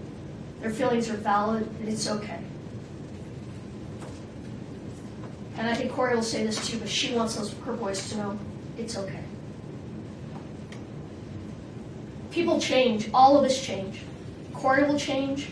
Those little boys will change. A sentence of 25 to life will not be easy time. It will be hard time. For the first part of that sentence is generally served in maximum security for the first 3 to 4 years. But if the day comes when her children want to see her face to face, a 25 to life sentence will make that easier for them. If they, like Emery, decide someday they want a relationship with her, even one behind the walls of the prison, a 25 to life will make that possible.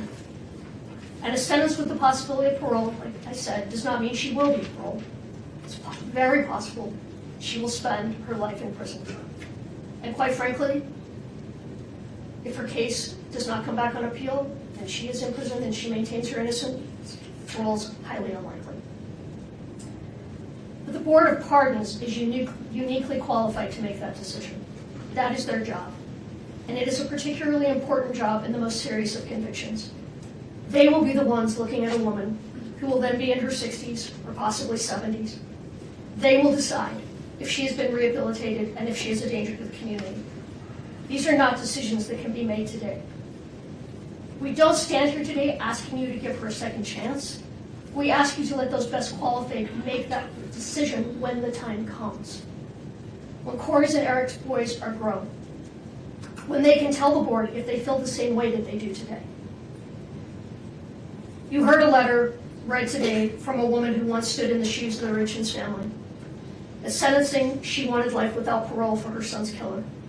Now she does not. She has changed. Her views of prison have changed, and her feelings towards the man that took her son's life has changed. But a life without the possibility of parole, the sentence cannot be changed.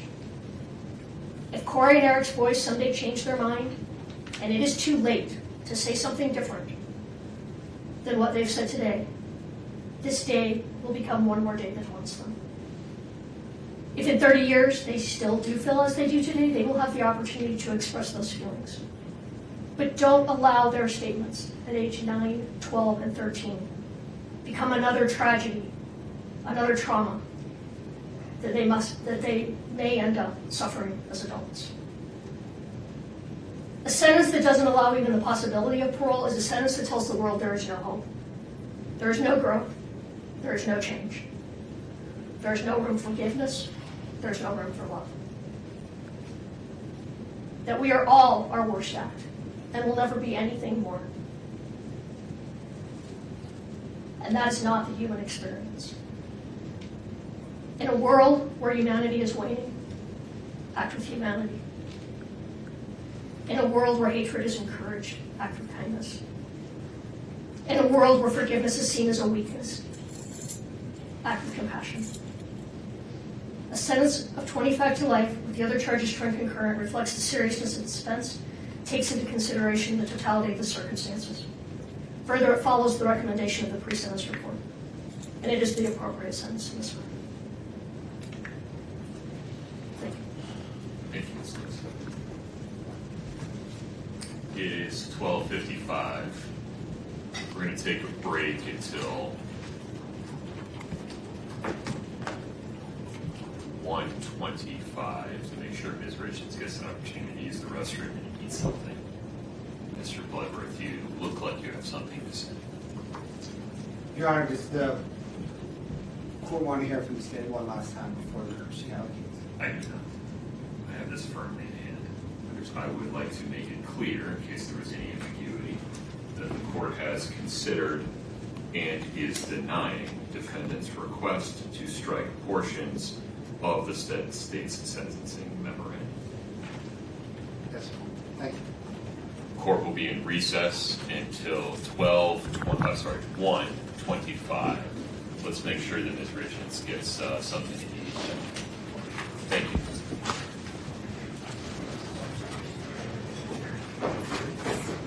We're off the record.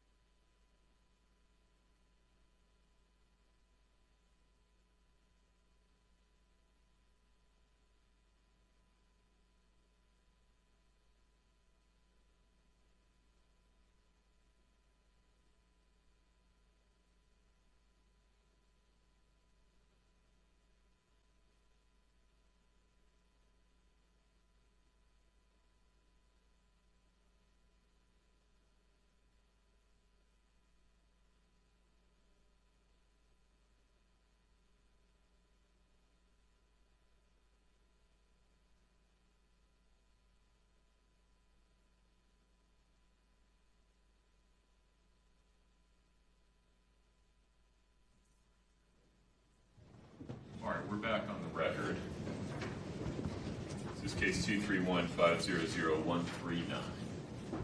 Ms. Lewis and Ms. Nestor, anything further before we hear from Ms. Richins? No, Your Honor. Okay. I understand that Ms. Richins will like to stand at the podium, Yes, Your Honor. and you folks would like to join her. Yes, Your Honor. No problem.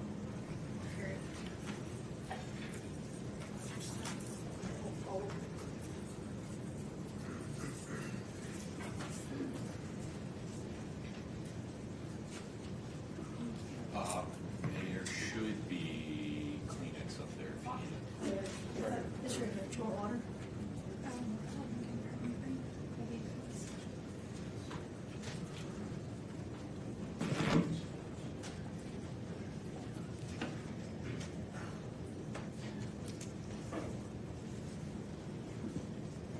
My sweet baby boys.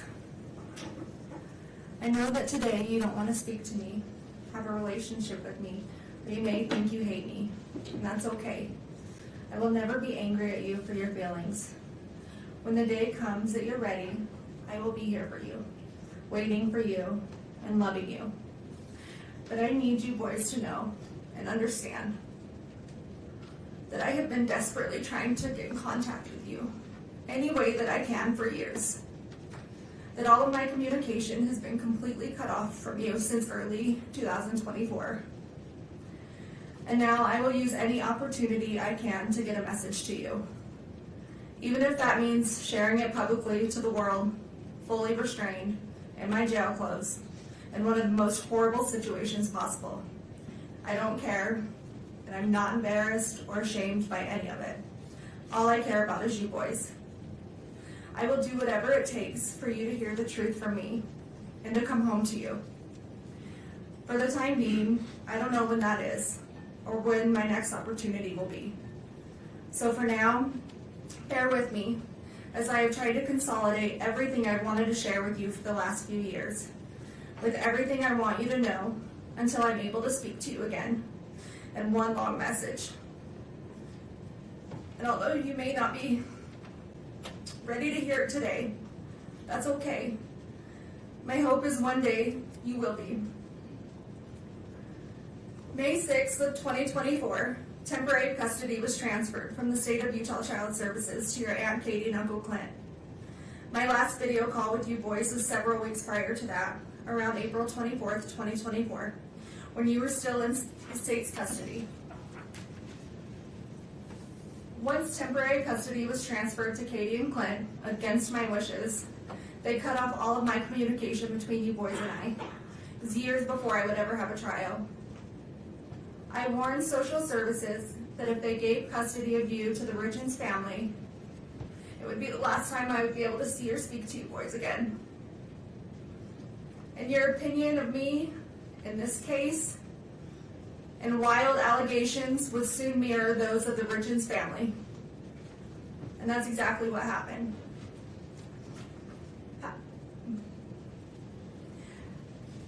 You need to know the Darden side of the family fought a long, hard battle for custody, but was eventually ignored and denied. Since temporary custody was granted to Katie and Clint, they have not allowed me to see or speak to you. No more video calls, no more visits. They blocked the phone number for the jail so I can't call you. Birthday cards, Christmas cards, the letters I would send you boys, they were all returned or rerouted. All of my contact was cut off more than 2 years ago. So please, please ask them. Please ask them for your cards, for your letters, if I tried calling you. Please, just ask them. Whether it's now or in 10 years.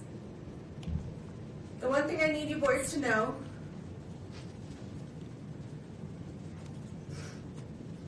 is I did not abandon you. I did not just walk out of your lives one day to never return, to never call, to never show up. Regardless of what anyone tells you, I would never ever leave you boys.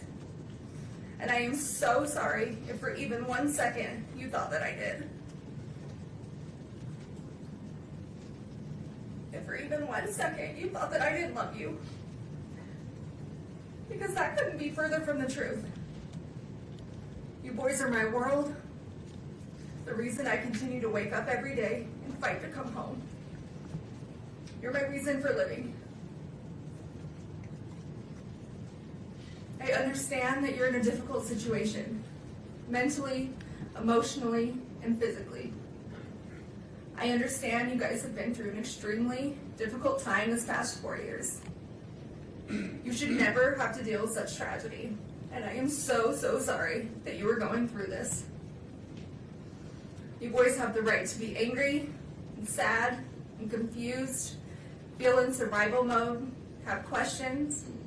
All of this is completely valid. Your feelings are completely valid. And one day, when this is all over, we can sit down and talk about all of this and sort it all out. And I promise you boys, one day it will be over. I'm not perfect. I have succeeded and I have failed. As a person, as a wife, as a parent, we all do. I have done plenty of things I am not proud of. Some I regret, some I don't. Some I'm ashamed of, and some I'm not. I regret things I have done right in my life to later find out they were for the wrong people. I have said things I shouldn't have. I have done things I shouldn't have. Sometimes I haven't said what I should, or not meant what I did say. There are things I can't change, and long overdue apologies that I owe. There are would-haves, and could-haves, and should-haves. We all have them. We have all done them. And you boys will too one day, but in your own way. And that's okay. That's life, and we're human. Nobody is all good or all bad. We just get portrayed that way. You're going to succeed and achieve amazing things in this life. You're also going to make mistakes and fail at some things. But use those opportunities to grow and to learn. They do not define you, and don't ever let other people make you think that they do. We are not defined by our best or our worst moments. We fall somewhere in the middle, ever evolving, and you boys are ever evolving. Secrets diminish self-respect. They lose trust. They make us lose ourselves. I fell in love with someone who wasn't your dad. Your dad fell in love with someone who wasn't me. I did things behind your dad's back. He did things behind mine. Don't keep secrets. Always put your spouse first. Your dad and I didn't always do this, but don't be like us in that aspect. We made mistakes that I know I regret, and I'm sure if he were here today, he would say that there are a few things he regrets as well. Marriage is hard. Marriage takes work. Marriage takes love. Big love. Deep love. And you may think about divorce, and you will have fights, but then you will make up, and you will forgive each other. Because when your love is enough, your love keeps you together. Your love is all you need to ignore the noise. And your love never fails. Sometimes your dad would want to throw in the towel on our marriage, or I would want to throw in the towel on our marriage. But we never did. We always found our way back to each other. I would pick up his towel, or he would pick up mine. We'd hand them back to each other and start again. Because our love never failed. We stopped keeping track of each other's wrongdoings, and we forgave, and we moved on, and we loved. And if I had to relive all of those hard days all over again, I would do it without question. Your dad and I were a lot of things, a mess of sorts sometimes. But we were this crazy, beautiful mess that made us a family, because our love was enough. Our hard days never outweighed our good days. Our weak moments never outweighed our most memorable happy days. We always laughed more than we cried.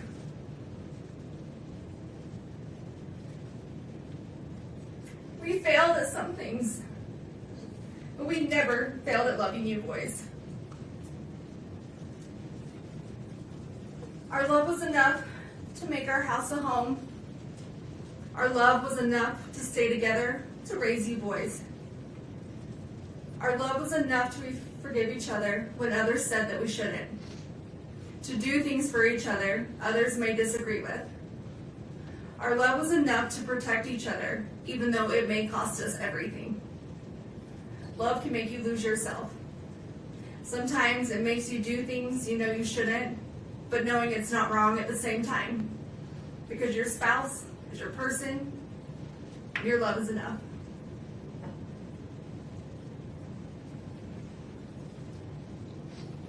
One day, you will meet someone and fall in love and understand that just your love is enough. Enough to withstand everything else, the noise of the world, the obstacles, the trials of marriage, the heartache, bad choices, forgiveness. You will understand your love is enough, and your love never fails. Don't worry about what others think about your relationship. Don't worry if they would do things differently. You just love. And you love big, and you love deep, and you protect your love. Your dad and I didn't have it all together. Together we really did have it all. Because we had you three. Don't let anyone choose the direction of your life by their opinions and their judgments. Being able to hold yourself together in the worst of situations doesn't make you emotionless. Separating personal and business life and emotions doesn't make you unreasonable. Resentment can get the best of others. Don't let it get the best of you. People will always have a lot to say about lives they've never lived. Live your life the way you choose to live it. Just be safe and be healthy and be happy. That's all that matters.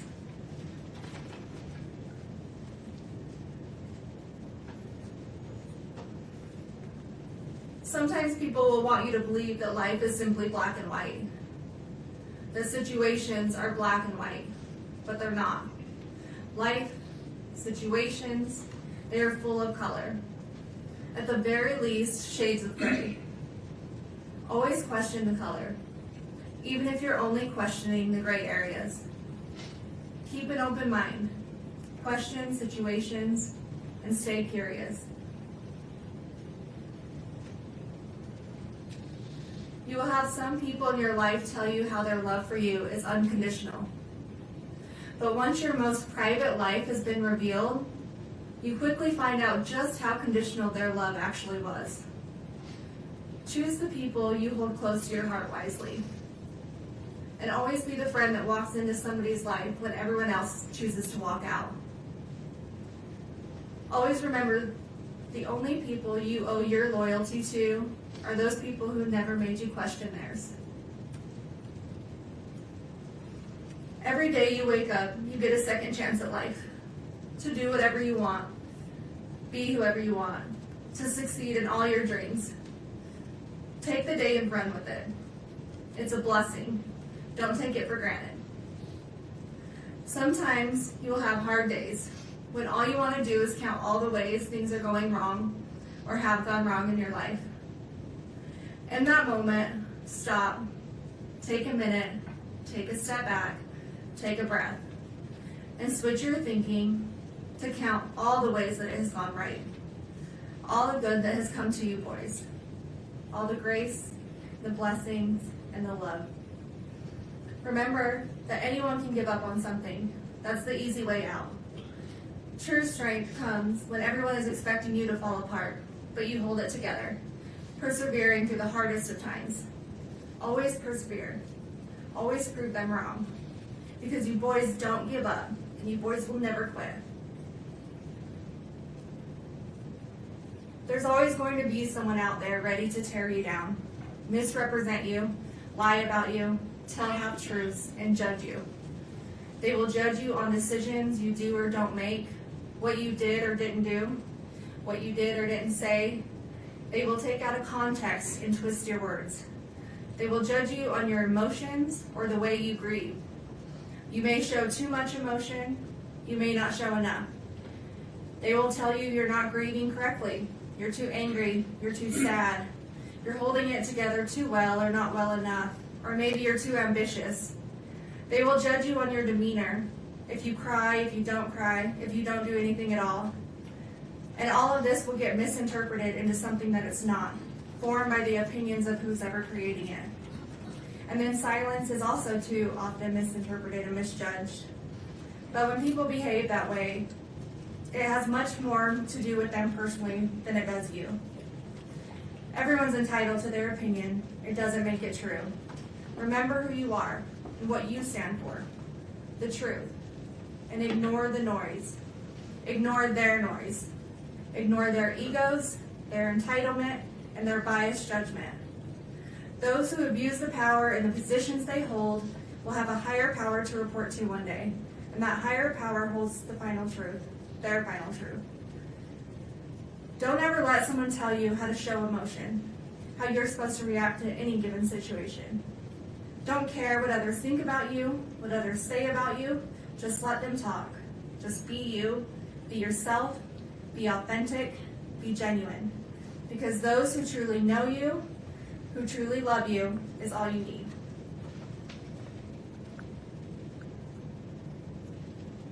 Forgive those who turn their back on you, but never forget. Don't hold hate in your heart toward others. It only brings you down more than it does them. Apologize when you're wrong, even if that apology is long overdue. You can't change what you can't change, and you can't change the past. But you can take accountability when you mess up. Admit when you make a mistake, even when it's embarrassing or humiliating, even when it can ruin relationships, careers, or your integrity. Be honest with yourself and those you need to. But never apologize for something you didn't do. Never admit to something you didn't do. And never beg for mercy for something you didn't do. Don't take the easy way out. Always stand up for what's right, even if you find yourself standing alone or with a small group of people that love you. Believe in yourself and be brave. Never give up on your fight, no matter how long it takes, months, even years. Never give up on truth, justice, and the fight of corruption. When something is broken, fix it. When something doesn't make sense, question it. If money is paying for it, follow the money. Your brothers are your best friends.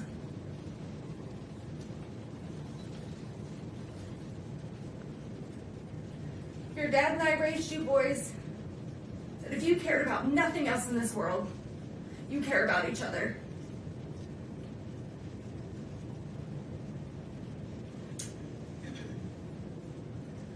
Your brothers will always be there for you. They will always be your brothers. You love them. You protect them. You take care of each other. You support each other.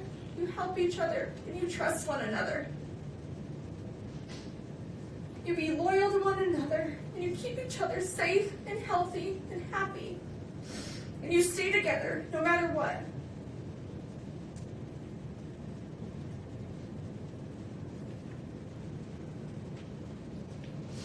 You have each other's backs. Be patient with one another.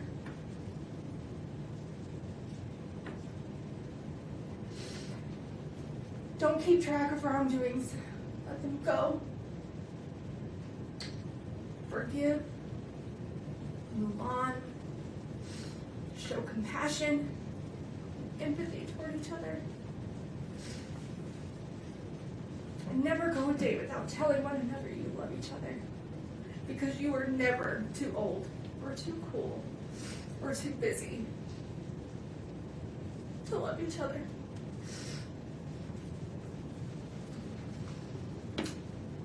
Don't ever settle for just good.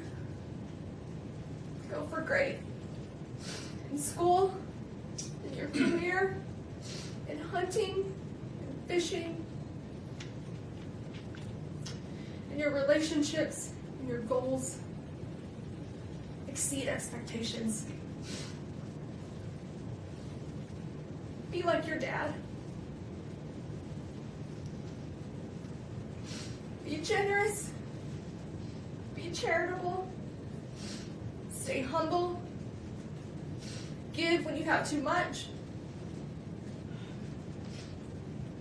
Give more than you take. Help when others are in need.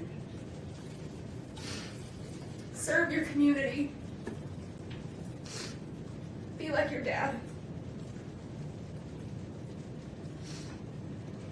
Never stop learning through education, through people, through travel, culture, through business and friends, from your success and achievements, from your mistakes and failures. Be like your dad.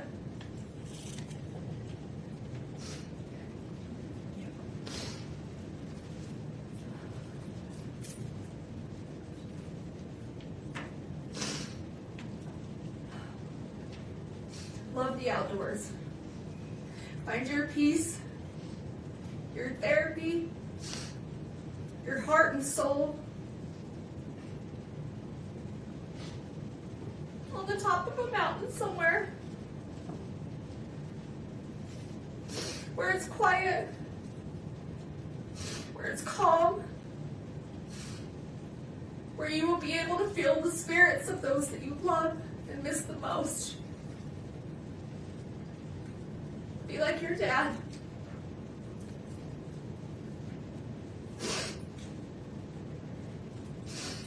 Laugh.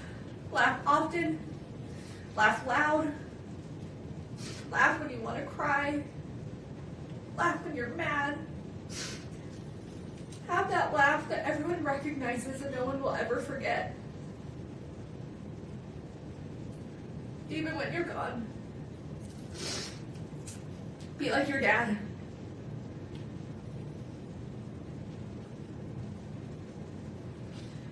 Love your family through the good, the bad, the disagreements,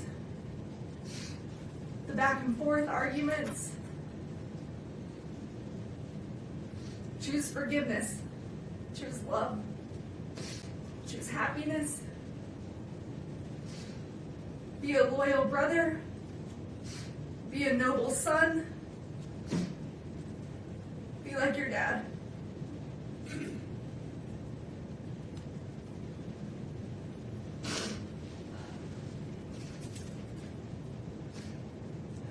Have the hobbies that bring you excitement and joy, that give you a break from life, but build your life full of people and family who you love and that love you. Build a family that makes you happy to come home to every day, with a career that makes you hold your head high.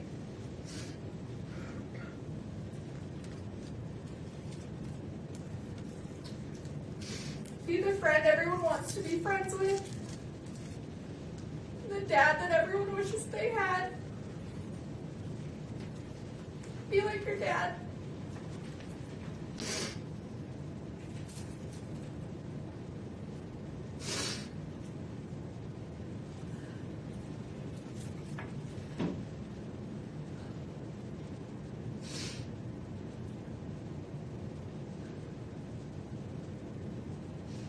As your parents, your dad and I wanted to give you every opportunity or choice that we didn't have. We would do anything for you boys, or break our backs falling over obstacles and finding our way to be sure you had the best of the best. Even if we didn't always do it well, or have the right answers, or the words, we would give you everything that we had.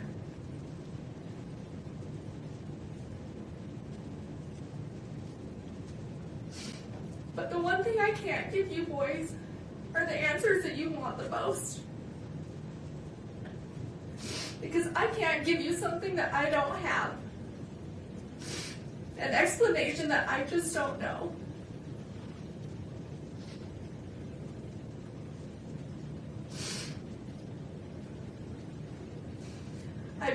lost a son. I've never lost one of my brothers, a nephew, or a best friend.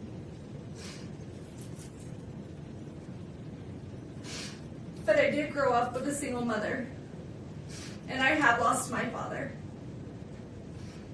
I do know what it's like to wonder, what if Dad could have watched me graduate college, walk me down the aisle, be there for the birth of one of you boys? If only Dad were here. I do know what that's like. The lifetime of pain that brings, the sadness and the anger. I would never wish that upon anyone, especially you boys, my own sweet babies.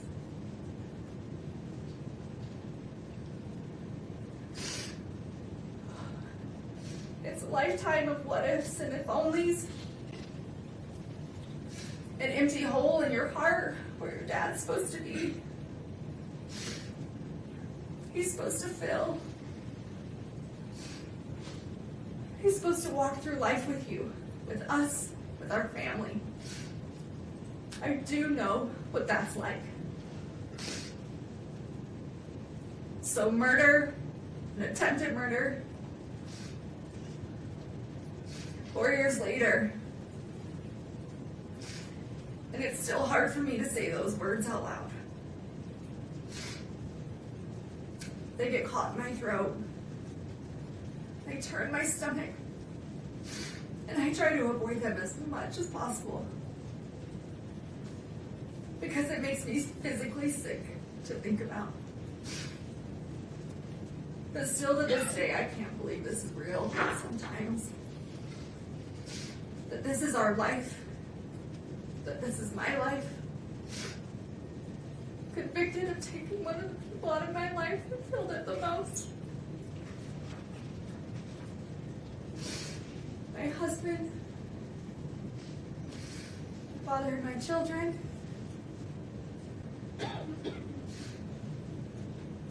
still in shock and still in disbelief.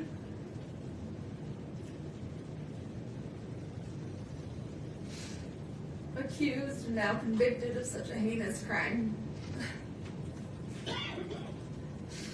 Potentially costing me to never see you boys again. We just lost both of their parents. And there's no textbook answer on how or what we're supposed to do. How I'm supposed to react or move forward. And I'm so sorry you boys are being pulled through the middle of this. It's absolute chaos. Between two families fighting that both love you so very much. Trust and assets, our home, none of it matters. You boys are what matter. Your safety, your health, mentally, emotionally, all of that should be being prioritized. I will and have always prioritized your safety. I am your mother, and that is my job. And for anyone to scare you otherwise is just cruel and heartless.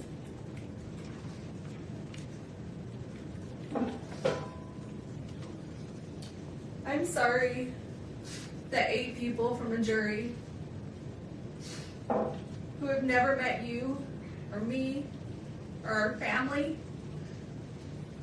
had the right to determine our future. And they did that in less than 3 hours.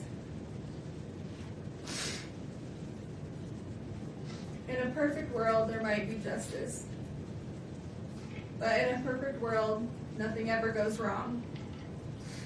Tragedies don't happen.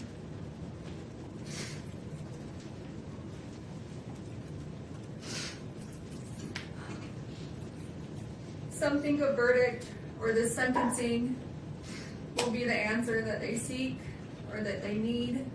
but it won't. It will only give them something else to think about for a while. It may help to disperse some of their hurt or their resentment, but it won't relieve it. This grief will outlive us all. The hundreds of lives that this has affected. The lifelong trauma you boys have suffered this last 4 years will outlive us all. You haven't had to just endure losing one parent, but losing two. And no child should ever have to go through that, especially when one was an unforeseen tragedy and the other based on injustice and a system we're supposed to trust.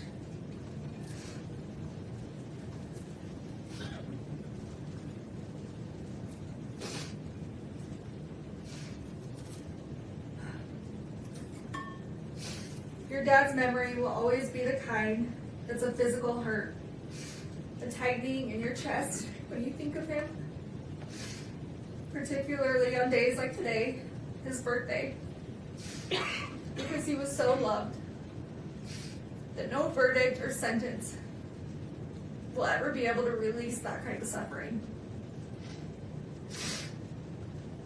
I'm broken without your dad, broken without you boys. God did not put me in this world to take a life. God put me in this world to give life, your lives. And I don't know who or what I'm supposed to be if it's not a mother. Your mother. And as much as you've been influenced into thinking that Dad was murdered, that I took your dad from you, that is completely wrong and an absolute lie. And the thought of that is still as absurd today as it was 4 years ago. And just because someone may not be perfect, that's a far reach for them to be capable of murder. To kill someone, our someone. Your dad was in physical pain. A lot of physical pain. And just because some people didn't know or didn't want to see certain things doesn't mean they weren't happening or they weren't true. He would have never left us intentionally. And I would have never taken him from you, from us. He was the glue that held us all together, that made us, us.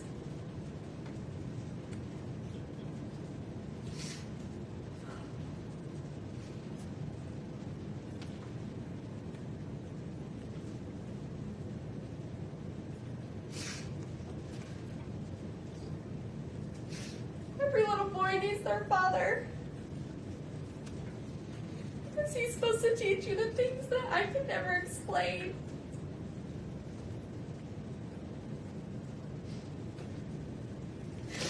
He's supposed to teach you and do things with you that only a dad can do.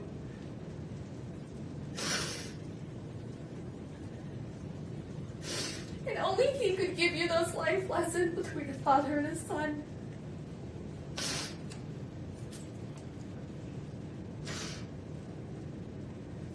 I would have never taken that from you boys.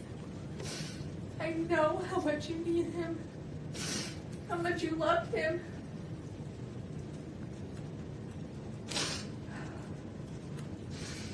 How much you aspire to be just like him.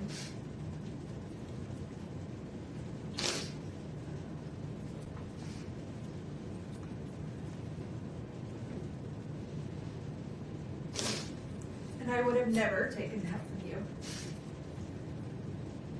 And I'm so sorry that I can't bring him back. For you, for me, for our family.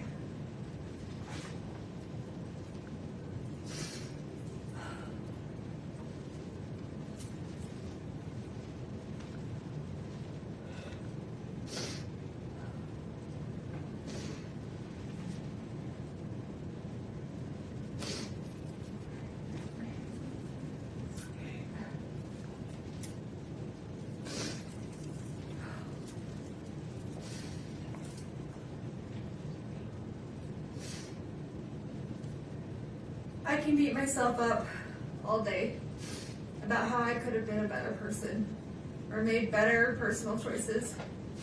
And I can understand and accept you boys being upset about those things. But murder? No, absolutely not. I will not accept that. And I will not be blamed for something I did not do. I will appeal and fight these charges no matter how long it takes. Not because I have anything to prove to this court, to the state, to the Richins family, or to the world. But I do have something to prove to you three. I do care what you boys think, and I need you boys to know the truth. And because of that, I will never quit or give up on this fight for justice, the truth, and coming home to you. So please, I know that right now you may not believe me, that you believe I took Dad from you, and that's okay.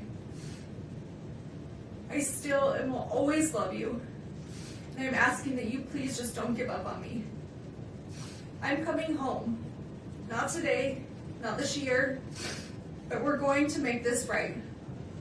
Our justice system will get this right, although this courtroom can't seem to. We have a long road ahead, but I will never quit fighting my way home to you boys. I love you more than these words could ever express.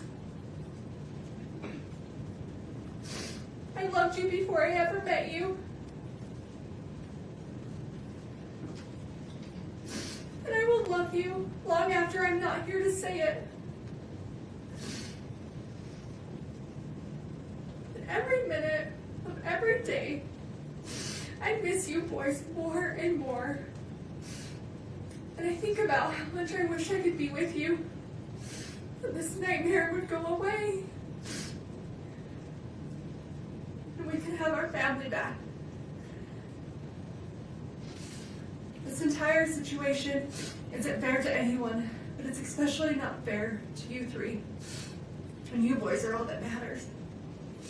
I want to remind you just how strong you are, that you are loved by so many, and I am beyond proud of you, of everything you have overcome, everything you have achieved, and how much you bring into this world.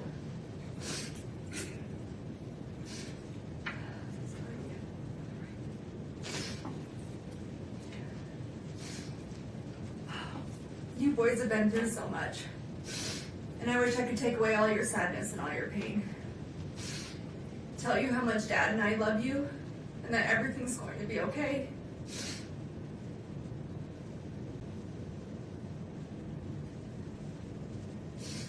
I wish I could count the freckles in your little cheeks.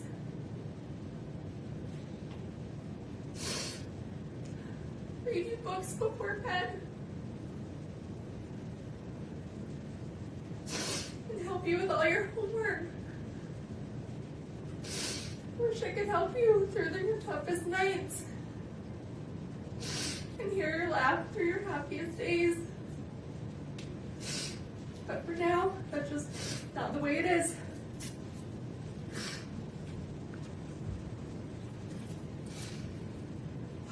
We have to be strong.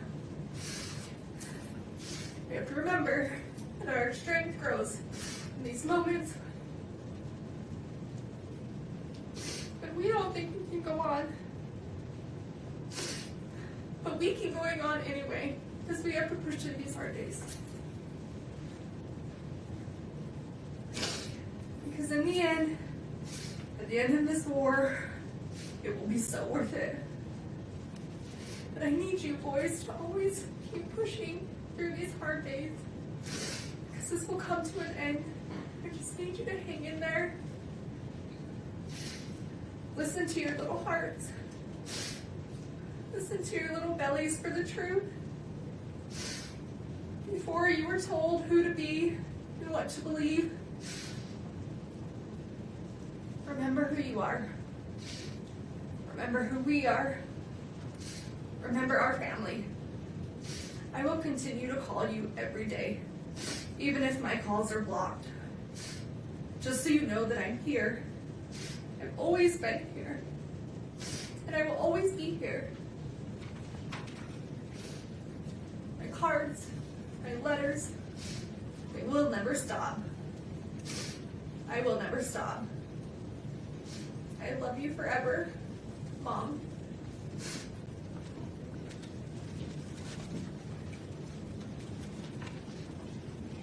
That's all I got.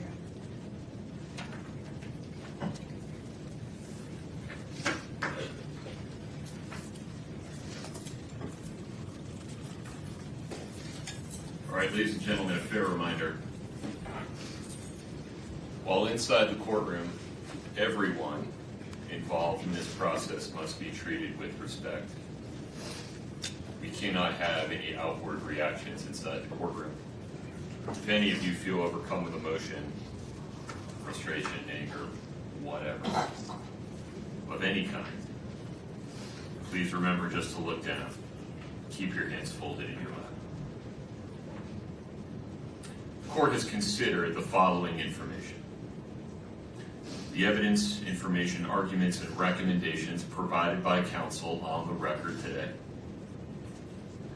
the victim impact statements and other statements made on the record today regarding the appropriate sentence, and the pre-sentence investigation report as corrected on the record today, including the numerous statements attached to it.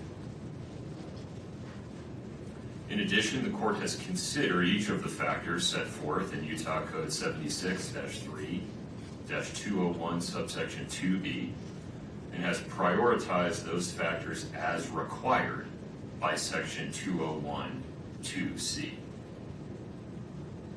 Having considered the gravity and circumstances of the offenses for which Ms. Richins has been convicted, the number of victims, and available information regarding the history, character, and rehabilitative needs of the defendant, the court hereby orders that the sentences on counts 2 through 5 shall run consecutively to each other and to the sentence imposed on count 1.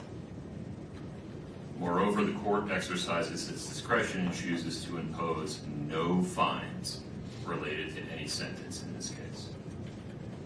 The court addresses the 5 counts on which Ms. Richins was convicted in reverse order.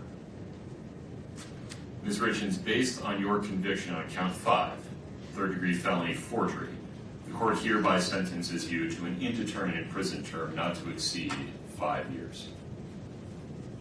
Based on your conviction on count 4, second-degree felony insurance fraud, the court hereby sentences you to an indeterminate prison term of not less than 1 and not more than 15 years.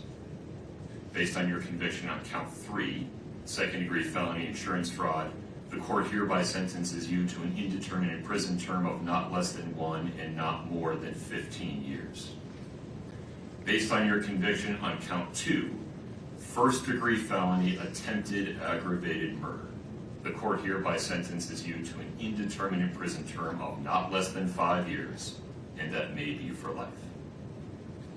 Which brings us to the final issue, the appropriate sentence for count 1. Under Utah Code 76-3-207.7, there are only 2 options: an indeterminate prison term of not less than 25 years, and that may be for life, or life in prison without parole. And the law requires that the court consider each option. Under a sentence of 25 to life, and considering the effect of the 4 consecutive sentences, the time that Ms. Richins has spent in custody, and the current practices of the Board of Pardons and Parole, Ms. Richins would likely serve approximately 30 years in the Utah State Prison before receiving her first parole hearing. By that time, she would be 66 years old. Under a sentence of life in prison without parole, Ms. Richins would be in prison for the rest of her natural life, unless the Board of Pardons and Parole determines by clear and convincing evidence at some future point that she is permanently incapable of being a threat to the safety of society, at which time the board would have the authority to release her. Under either scenario, Ms. Richins will be incapacitated, meaning structurally prevented from harming anyone outside the Utah State prison system for at least the next 3 decades, and perhaps much longer. But the potential impact on the survivors of the tragedy created by Kouri Richins, most importantly, Eric Richins' 3 sons, is more difficult to predict.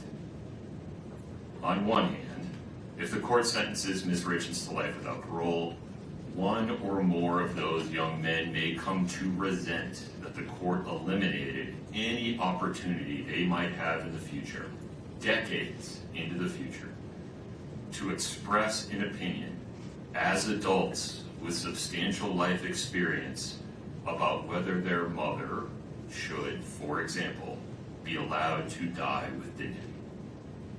On the other hand, if the court sentences Ms. Richins to 25 to life, one or more of those young men may spend the next 30 years questioning why the court failed to protect them from the prospect of the person who murdered their father being released from prison at some time in the distant future, perhaps when they have families and children of their own. The court's contemplation of how those young men may come to feel about today's decision some 30 years from now comes from a place of genuine concern for them and humility regarding the court's inability to predict the future. Sitting here today, it is simply not possible for anyone, not even those young men, to know how their view of this case may evolve over the next several decades. My hope is that every person affected by Eric Richins' death will, over time, find their way to a state of peace. As for today, the court's duty is to make a decision, a weighty, long-lasting decision based on the best information available today. And the bottom line is this: Kouri Richins was convicted unanimously and beyond a reasonable doubt of attempting to murder Eric Richins, her husband, and the father of their 3 children. And then, having failed in her first effort of spending the next 17 days, not changing course, but doubling down, preparing to try again, and ultimately completing the act through the administration of poison. And for what? Money. All for pecuniary gain. A person convicted of committing that sequence of acts in that way and for that reason, and who causes the absolute tragedy that has befallen Eric Richins' sons and family. A person convicted of those things is simply too dangerous to ever be free. Accordingly, Ms. Richins, based on your conviction on count 1, first-degree felony aggravated murder, the court hereby sentences you to life without parole. You have the right to an appeal. You must file a notice of appeal within 30 days. You have the right to be represented by counsel on appeal. Mr. Bloodworth, anything further? No, Your Honor. Ms. Lewis, Ms. Nestor. Your Honor, we anticipate filing a motion for a new trial and would like a date set. We have a substantial record in this case. We will file a notice of appeal of the conviction and the sentence, and ask that everything be stayed pending the motion for a new trial, as we're entitled to do under Rule 4B. Excuse me, but we think we need sufficient time to file a motion for a new trial based on the substantial record that exists in this case, longer than the typical 14 days, because this is not only the trial itself, but the years of litigation and motion practice that preceded the trial. We were hoping that we could get an agreed deadline of 90 days to file a motion for new trial, mainly because for half of June I'm out of the country and for half of July Ms. Lewis is out of the country. Normally we would ask for 60, but there's going to be a month in there where both of us aren't available. So we're asking for 90 days. All right, Mr. Bloodworth. Your Honor, the state objects. The rule provides for 14 days. You can't imagine this is a decision that was made today. I think council's had the last 53 days to prepare the motion, 14 days pursuant to the rule. I appreciate that it's a lengthy record in this case, but the issues available for the trial are fairly narrow. The state recommends the 14-day time period as provided by the court. There is one other thing, Your Honor, on that as to why we need the extra time. So we have asked the county to retain an expert to assist to do a declaration for our, attached to our motion for new trial. And it's going to require us to go before a separate entity to decide whether that funding is approved, and that just takes time. So that's another issue we need.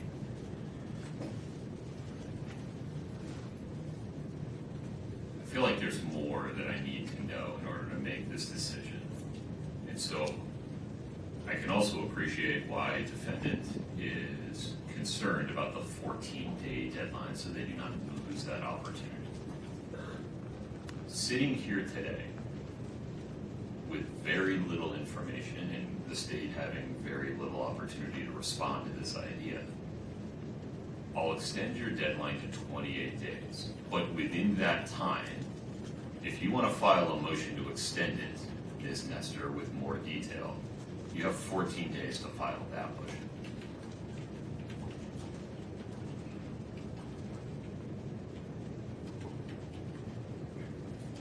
Your Honor, can I ask for clarification? So the court 14 days from now, they have an opportunity. They have a deadline to file a motion to extend the 28-day deadline. If they don't, it's 28 days.